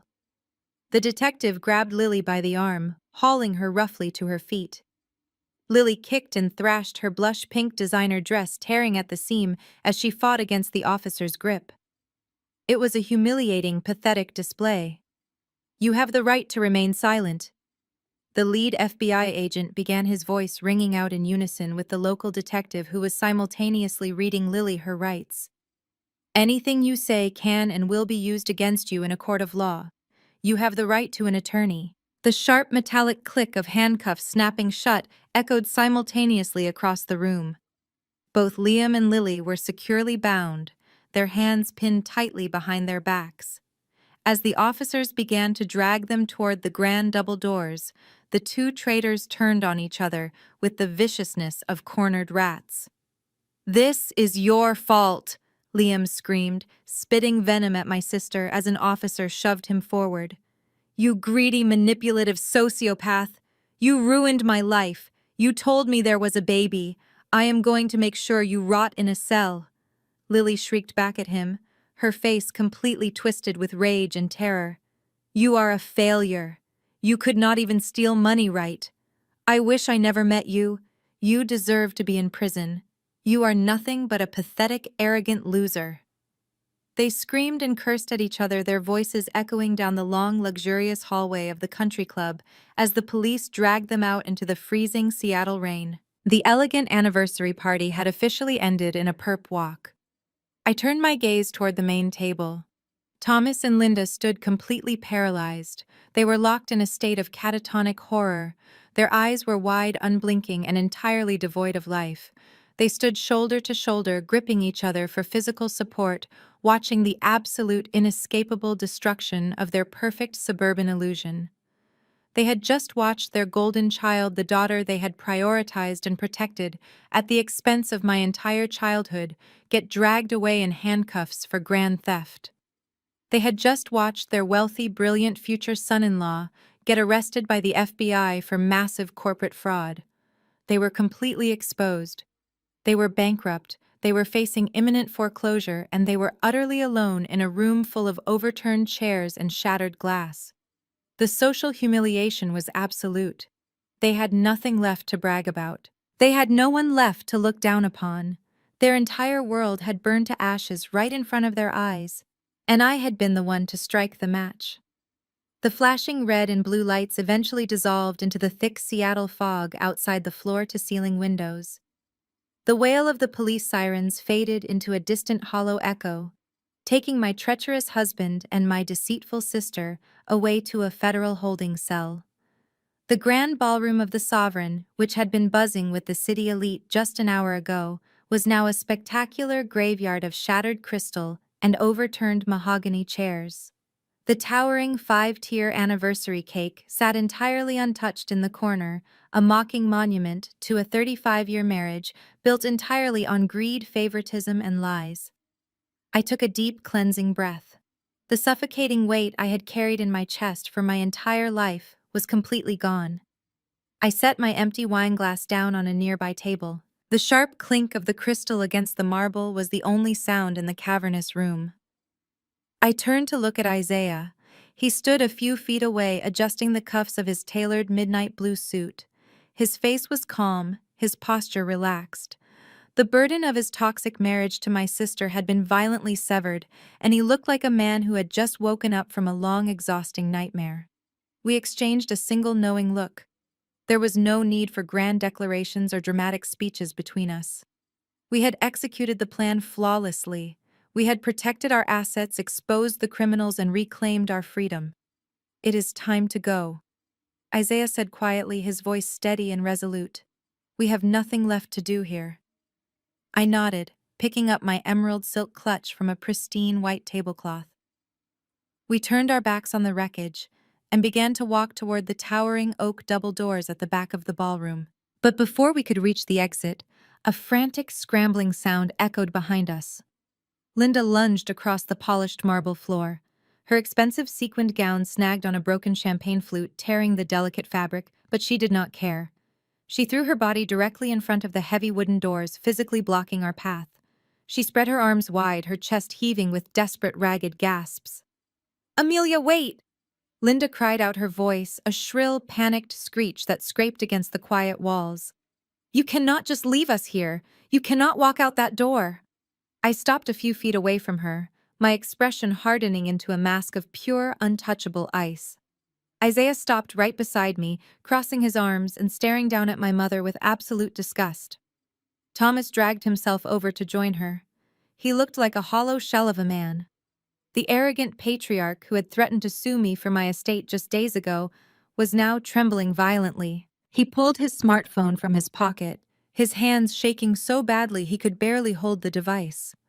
The bank did not just send a notice of intent. Thomas stammered, his voice cracking with raw terror. The fraud department at the bank flagged the home equity loan because it was tied to Liam and his federal embezzlement charges. They escalated the foreclosure protocol immediately. I just checked my email. The bank sent a property management team to the house this afternoon. They changed all the locks. They padlocked the driveway gates. We are completely locked out of our own home. Linda let out a pathetic, whimpering sob. We have nowhere to go. Amelia, she begged, tears streaming down her ruined, makeup-stained face. We have no access to our funds. We cannot even get inside our house to grab a change of clothes or our daily medication. The country club management just told us they are voiding our membership effective immediately due to the police presence. We cannot even stay in the guest suites here. You have to help us. We are your parents. You cannot let us sleep on the streets tonight. Just let us stay in your guest house, just for one night, or use your corporate account to book us a hotel room downtown. You have billions of dollars. Please, Amelia, show some mercy. I stared at the woman who had birthed me. I looked at the man who had raised me to believe I was nothing but a secondary defective placeholder for their perfect golden child. They were standing there completely stripped of their wealth and their social armor, begging for the exact same mercy they had violently denied me for decades. I did not shout. I did not raise my voice. I spoke with a quiet, lethal precision that commanded absolute attention. When I was 18 years old, I stated, locking my eyes directly onto my mother's terrified face. I collapsed in the middle of my high school library. My appendix had ruptured. I was rushed into emergency surgery. I woke up in a sterile, freezing hospital room, completely alone, in agonizing pain and terrified. I called you Mom. I begged you to come to the hospital. I needed my mother. Linda swallowed hard, her eyes darting away from my piercing gaze. Do you remember what you did? I asked, taking a slow, deliberate step closer to her. You walked into my recovery room wearing a designer cocktail dress. You were furious. You were not worried about my health. You were angry because my ruptured appendix had delayed your flight to Paris. You and my sister had planned a luxury shopping trip, and my emergency surgery was an inconvenience to your schedule. You stood over my hospital bed, looked at your watch, and told me to stop being a dramatic burden. Thomas looked down at his shoes, unable to bear the weight of his own profound failure as a father. I reached into my emerald silk clutch.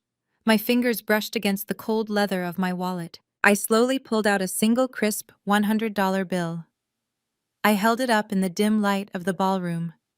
You did not hug me. I continued, my voice devoid of any human warmth. You did not ask the doctors if I was going to be okay. You opened your purse, pulled out a $100 bill, and threw it onto my hospital tray. You told me to use it to pay for a taxi ride home whenever the hospital discharged me, because you two were not going to miss your flight. Then you turned around and walked out the door. Linda began to weep loudly, burying her face in her trembling hands. I am sorry, she sobbed. I am so sorry. I extended my arm and simply let go of the money. The crisp $100 bill fluttered through the air, drifting back and forth before landing gently on the polished marble floor right at my mother's feet. Here is your Uber money, I declared, delivering the final fatal blow with absolute freezing finality. Consider it a direct repayment for the exact amount you threw at me the night I was bleeding in a hospital bed at 18 years old. Do not ever call my phone again. Do not ever look for me. And do not ever say my name again. I turned my back on them. I did not wait for a response. I did not care to hear another pathetic apology or another desperate plea. I pushed open the heavy oak double doors of the ballroom and stepped out into the cool, crisp Seattle night. Isaiah walked right beside me, matching my confident, powerful stride. I took a deep breath of the fresh, rain-washed air.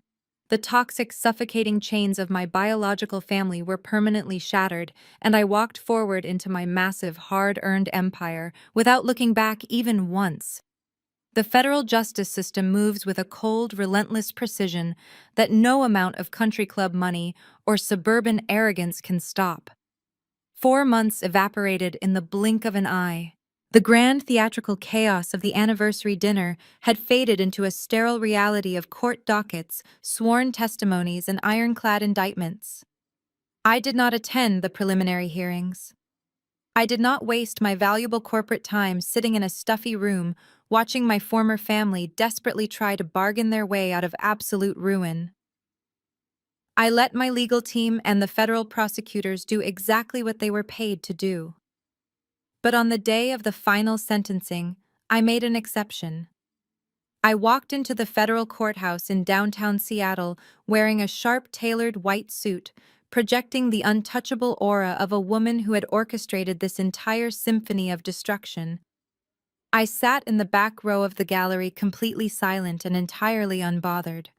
Liam was brought into the courtroom first. The arrogant, impeccably groomed vice president of Technova was entirely gone. He wore a standard-issue drab olive jumpsuit. His posture was completely hunched, his shoulders sagging under the immense weight of his reality. He looked small, pathetic, and utterly defeated. The federal judge, a no-nonsense woman with zero tolerance for corporate greed, looked down at him from the bench with absolute disgust. She read the charges aloud for the public record. $1.5 million in corporate embezzlement, wire fraud, mortgage fraud, money laundering. Liam wept openly, his tears falling onto the wooden defense table. The judge slammed her gavel and delivered a brutal, inescapable sentence. 10 years in a federal penitentiary without the possibility of early parole. Liam collapsed into his chair, sobbing uncontrollably, as the federal marshals hauled him to his feet and dragged him out of the courtroom. He did not even look in my direction. He knew better. Next came my sister. Isabella was escorted to the defense table, and the sight of her nearly made me smile. The designer dresses, the flawless makeup, and the stolen diamonds were replaced by a cheap, ill-fitting beige uniform. Her hair was a tangled, unwashed mess. She immediately launched into her rehearsed routine, crying hysterically, begging the judge for mercy, and playing the role of the helpless, manipulated victim. But the federal prosecutor played the high-definition audio recording of her sitting in that medical clinic, casually planning to fake a miscarriage to extort me out of a $3 million estate. The judge watched the footage and cut her desperate plea entirely short. Isabella was convicted of financial fraud, forgery, and grand theft. The sentence was swift and decisive. 3 years in a state correctional facility. Isabella shrieked a wild, panicked sound, screaming for our parents to save her as the bailiffs forcefully shackled her wrists and marched her through the side doors. Her golden child status meant absolutely nothing behind steel bars. Thomas and Linda were sitting 2 rows ahead of me in the gallery. They did not face criminal charges, but their punishment was arguably far more poetic. They had to sit there and watch their 2 favorite people in the world get shipped off to prison, completely powerless to stop it. And their powerlessness extended far beyond the courtroom walls. The bank had executed the foreclosure with ruthless speed.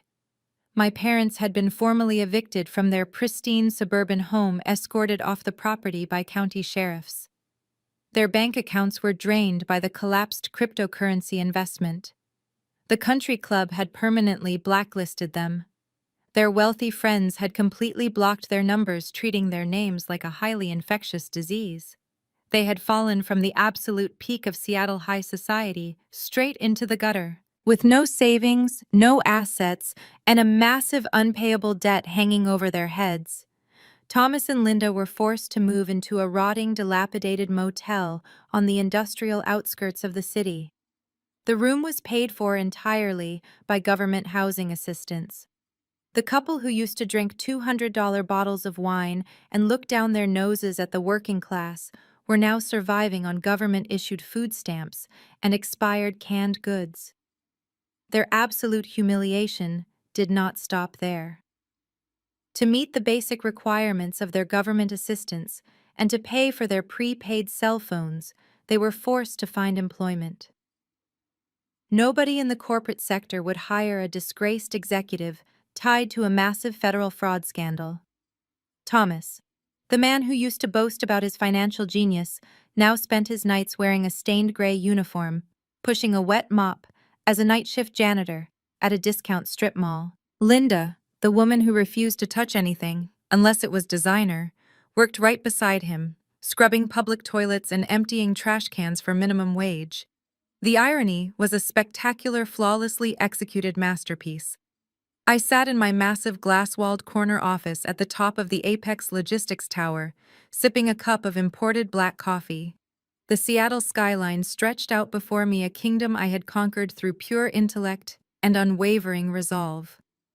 A soft knock echoed through the room. My lead corporate attorney Harrison stepped through the double doors. He carried a thick, neatly organized stack of envelopes in his hand. "The weekly mail delivery has arrived." Amelia Harrison stated, his voice a smooth professional monotone. He approached my desk and spread the envelopes across the polished mahogany surface. They were all written on cheap lined notebook paper. The return addresses told the entire pathetic story. There were dozens of letters from the federal penitentiary, Liam begging for a character reference to reduce his sentence. There were frantic, tear-stained letters from the state correctional facility, Isabella pleading for money to buy basic hygiene products at the prison commissary, and there was a massive pile of envelopes postmarked from the rundown motel on the edge of the city. Thomas and Linda writing lengthy, desperate apologies, begging their CEO daughter for a tiny, insignificant loan just so they could turn the heating on in their freezing motel room. Harrison stood patiently waiting for my directive. "Should I open them, or would you prefer to read them yourself?" he asked. I looked down at the desperate, pathetic pleas from the people who had tried to completely annihilate me. I did not feel a single ounce of guilt. I did not feel the slightest urge to read their manufactured apologies. I picked up my coffee cup, taking a slow, satisfying sip. Neither I replied, my voice as cold and hard as a diamond. I gestured toward the corner of my office where a heavy-duty industrial-grade cross-cut paper shredder sat plugged into the wall. Harrison did not hesitate. He gathered the entire stack of letters, walked over to the machine, and fed them directly into the grinding steel blades. The loud mechanical whirring sound filled the executive office, instantly transforming their desperate begging, their pathetic apologies, and their tearful pleas into tiny, meaningless strips of useless confetti. I turned my chair back toward the floor to ceiling windows, watching the city move below me, entirely deaf to the cries of the ghosts I had left completely behind. 1 year later. The air at the pinnacle of the Seattle skyline was thin, crisp, and completely intoxicating. I stood behind the floor-to-ceiling glass windows of my corner office on the 50th floor of the Apex Logistics Tower. The city sprawled out beneath me like a massive glowing circuit board, pulsating with life and commerce. The relentless rain that had mirrored the darkest days of my life was gone, replaced by a brilliant, unblemished sunset that cast a golden, victorious aura over the Pacific Northwest. I was no longer the scapegoat of a deeply toxic family. I was no longer the overlooked wife or the discarded daughter. I was the absolute architect of my own destiny. I wore a custom-tailored midnight black suit woven from imported Italian silk. The sharp architectural lines of the blazer armored my shoulders, projecting an aura of untouchable authority. A single flawless diamond rested at the hollow of my throat, catching the ambient light of the room. Every detail of my existence was now meticulously curated, protected, and entirely my own.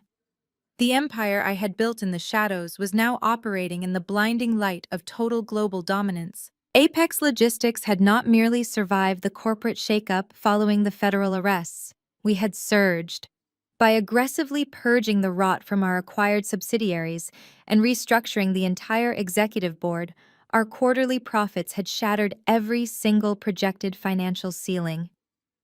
The heavy frosted glass door to my executive suite slid open with a soft hydraulic hiss.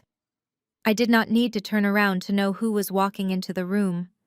The steady, measured footsteps against the polished hardwood floor were unmistakable. Isaiah stepped into the expansive office, exuding a quiet, lethal confidence that perfectly matched the magnitude of our surroundings.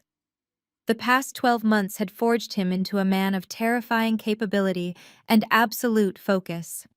He was no longer just the brilliant cybersecurity expert who had helped me hack into fraudulent ledgers in a rundown diner. He was now the Chief Information Security Officer of the entire Apex Logistics global conglomerate. He controlled the digital infrastructure of a multi-billion-dollar supply chain network. He wore a charcoal gray bespoke suit, a sleek platinum watch resting on his wrist, and he carried a tablet displaying the flawless, impenetrable security algorithms he had designed to protect our vast corporate assets. We secured the final acquisition of the European shipping firm this afternoon. Isaiah announced, his deep voice resonating with professional satisfaction as he set the tablet down on the edge of my sprawling mahogany desk. The integration is complete. Our digital perimeter is absolutely locked down. Not a single unauthorized byte of data goes in or out without my explicit approval. The board is thrilled, and the international markets are already responding to the merger. I turned away from the breathtaking view of the city and offered him a genuine, unburdened smile. Perfect execution, as always, Isaiah. You have turned our cybersecurity division into an impenetrable fortress. I never had a single doubt that you were the exact visionary this corporation needed to secure our global future. Isaiah walked over to the private marble-topped bar situated in the corner of my office. He reached for a bottle of incredibly rare vintage champagne that I had ordered specifically for this occasion. The sharp, satisfying pop of the cork echoed through the spacious room, a sound of pure celebration that stood in stark contrast to the miserable, pathetic lives our former spouses were currently enduring behind cold steel bars. He poured the sparkling golden liquid into two tall crystal flutes with steady, precise hands. He walked back over to the massive glass window, handing me one of the crystal flutes. We stood shoulder to shoulder, two brilliant, resilient individuals who had been dragged through absolute hell by the people we had trusted the most. We had been used, betrayed, and targeted for total destruction. But instead of letting the fire consume us, we had walked straight through the flames, gathered the ashes of our enemies, and used them to fertilize the foundation of an unstoppable dynasty. I looked at Isaiah. He was not just my chief information security officer. He was my most trusted confidant, my strategic equal, and the sharpest ally I had ever known. We had forged a bond in the trenches of betrayal that was infinitely stronger than any fragile, superficial marriage certificate or biological family tie. We had protected each other when the people who shared our blood had actively tried to slaughter us. Isaiah looked out at the glowing metropolis below us, watching the tiny, insignificant cars moving along the highways. He took a slow breath, his dark eyes reflecting the brilliant lights of the city we now ruled. Family is not always blood, is it, Amelia? Isaiah said, his tone striking a perfect balance of profound wisdom and quiet triumph. I looked down at the sprawling empire I had built from nothing. I thought about Liam rotting in a federal penitentiary. I thought about Lily pacing the floor of a state prison cell. I thought about Thomas and Linda scrubbing public toilets in the dead of night, forever banished from the high society they had worshipped. They had demanded my submission, and I had handed them their absolute annihilation. I raised my crystal flute, the diamonds on my wrist flashing brilliantly in the fading sunlight. I met Isaiah's gaze, my eyes gleaming with sharp, ruthless clarity and a deeply proud, sovereign smile. Family are the ones who stand by your side and help you clean up the wreckage, I declared, my voice ringing with total, unshakable power. And as for the people who deliberately created that wreckage, the absolute sweetest revenge is simply walking away, locking the door, and letting them drown completely in their own greed. I clinked my glass against his. The crisp, resonant chime of the crystal rang out like a final victorious bell, sealing the absolute end of their pathetic existence and the glorious, unbreakable reign of our new empire. The screen fades to black. The remarkable journey of Amelia teaches us a profound and uncompromising lesson about the true definition of family, the necessity of absolute boundaries, and the undeniable power of financial independence. Society often conditions us to believe that blood relations demand our unconditional loyalty, even when that loyalty is met with disrespect, exploitation, and profound betrayal.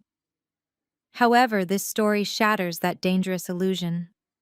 It reveals that sharing DNA does not automatically grant someone the right to your resources, your peace of mind, or your future.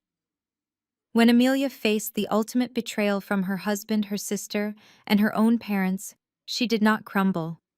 She survived because she had spent years quietly building her own fortress of independence. Her success was not just about accumulating wealth.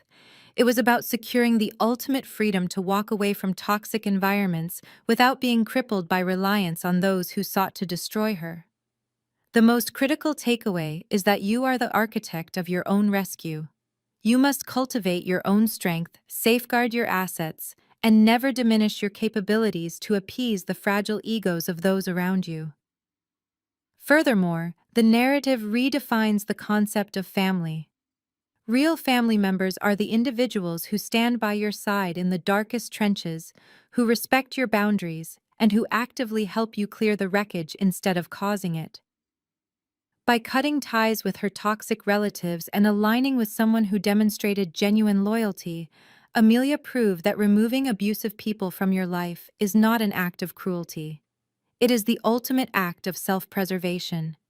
You are never obligated to set yourself on fire just to keep manipulative people warm. If you have ever had to rebuild your life and set unbreakable boundaries after a painful betrayal, share your story in the comments below and subscribe to our channel for more empowering journeys of ultimate vindication.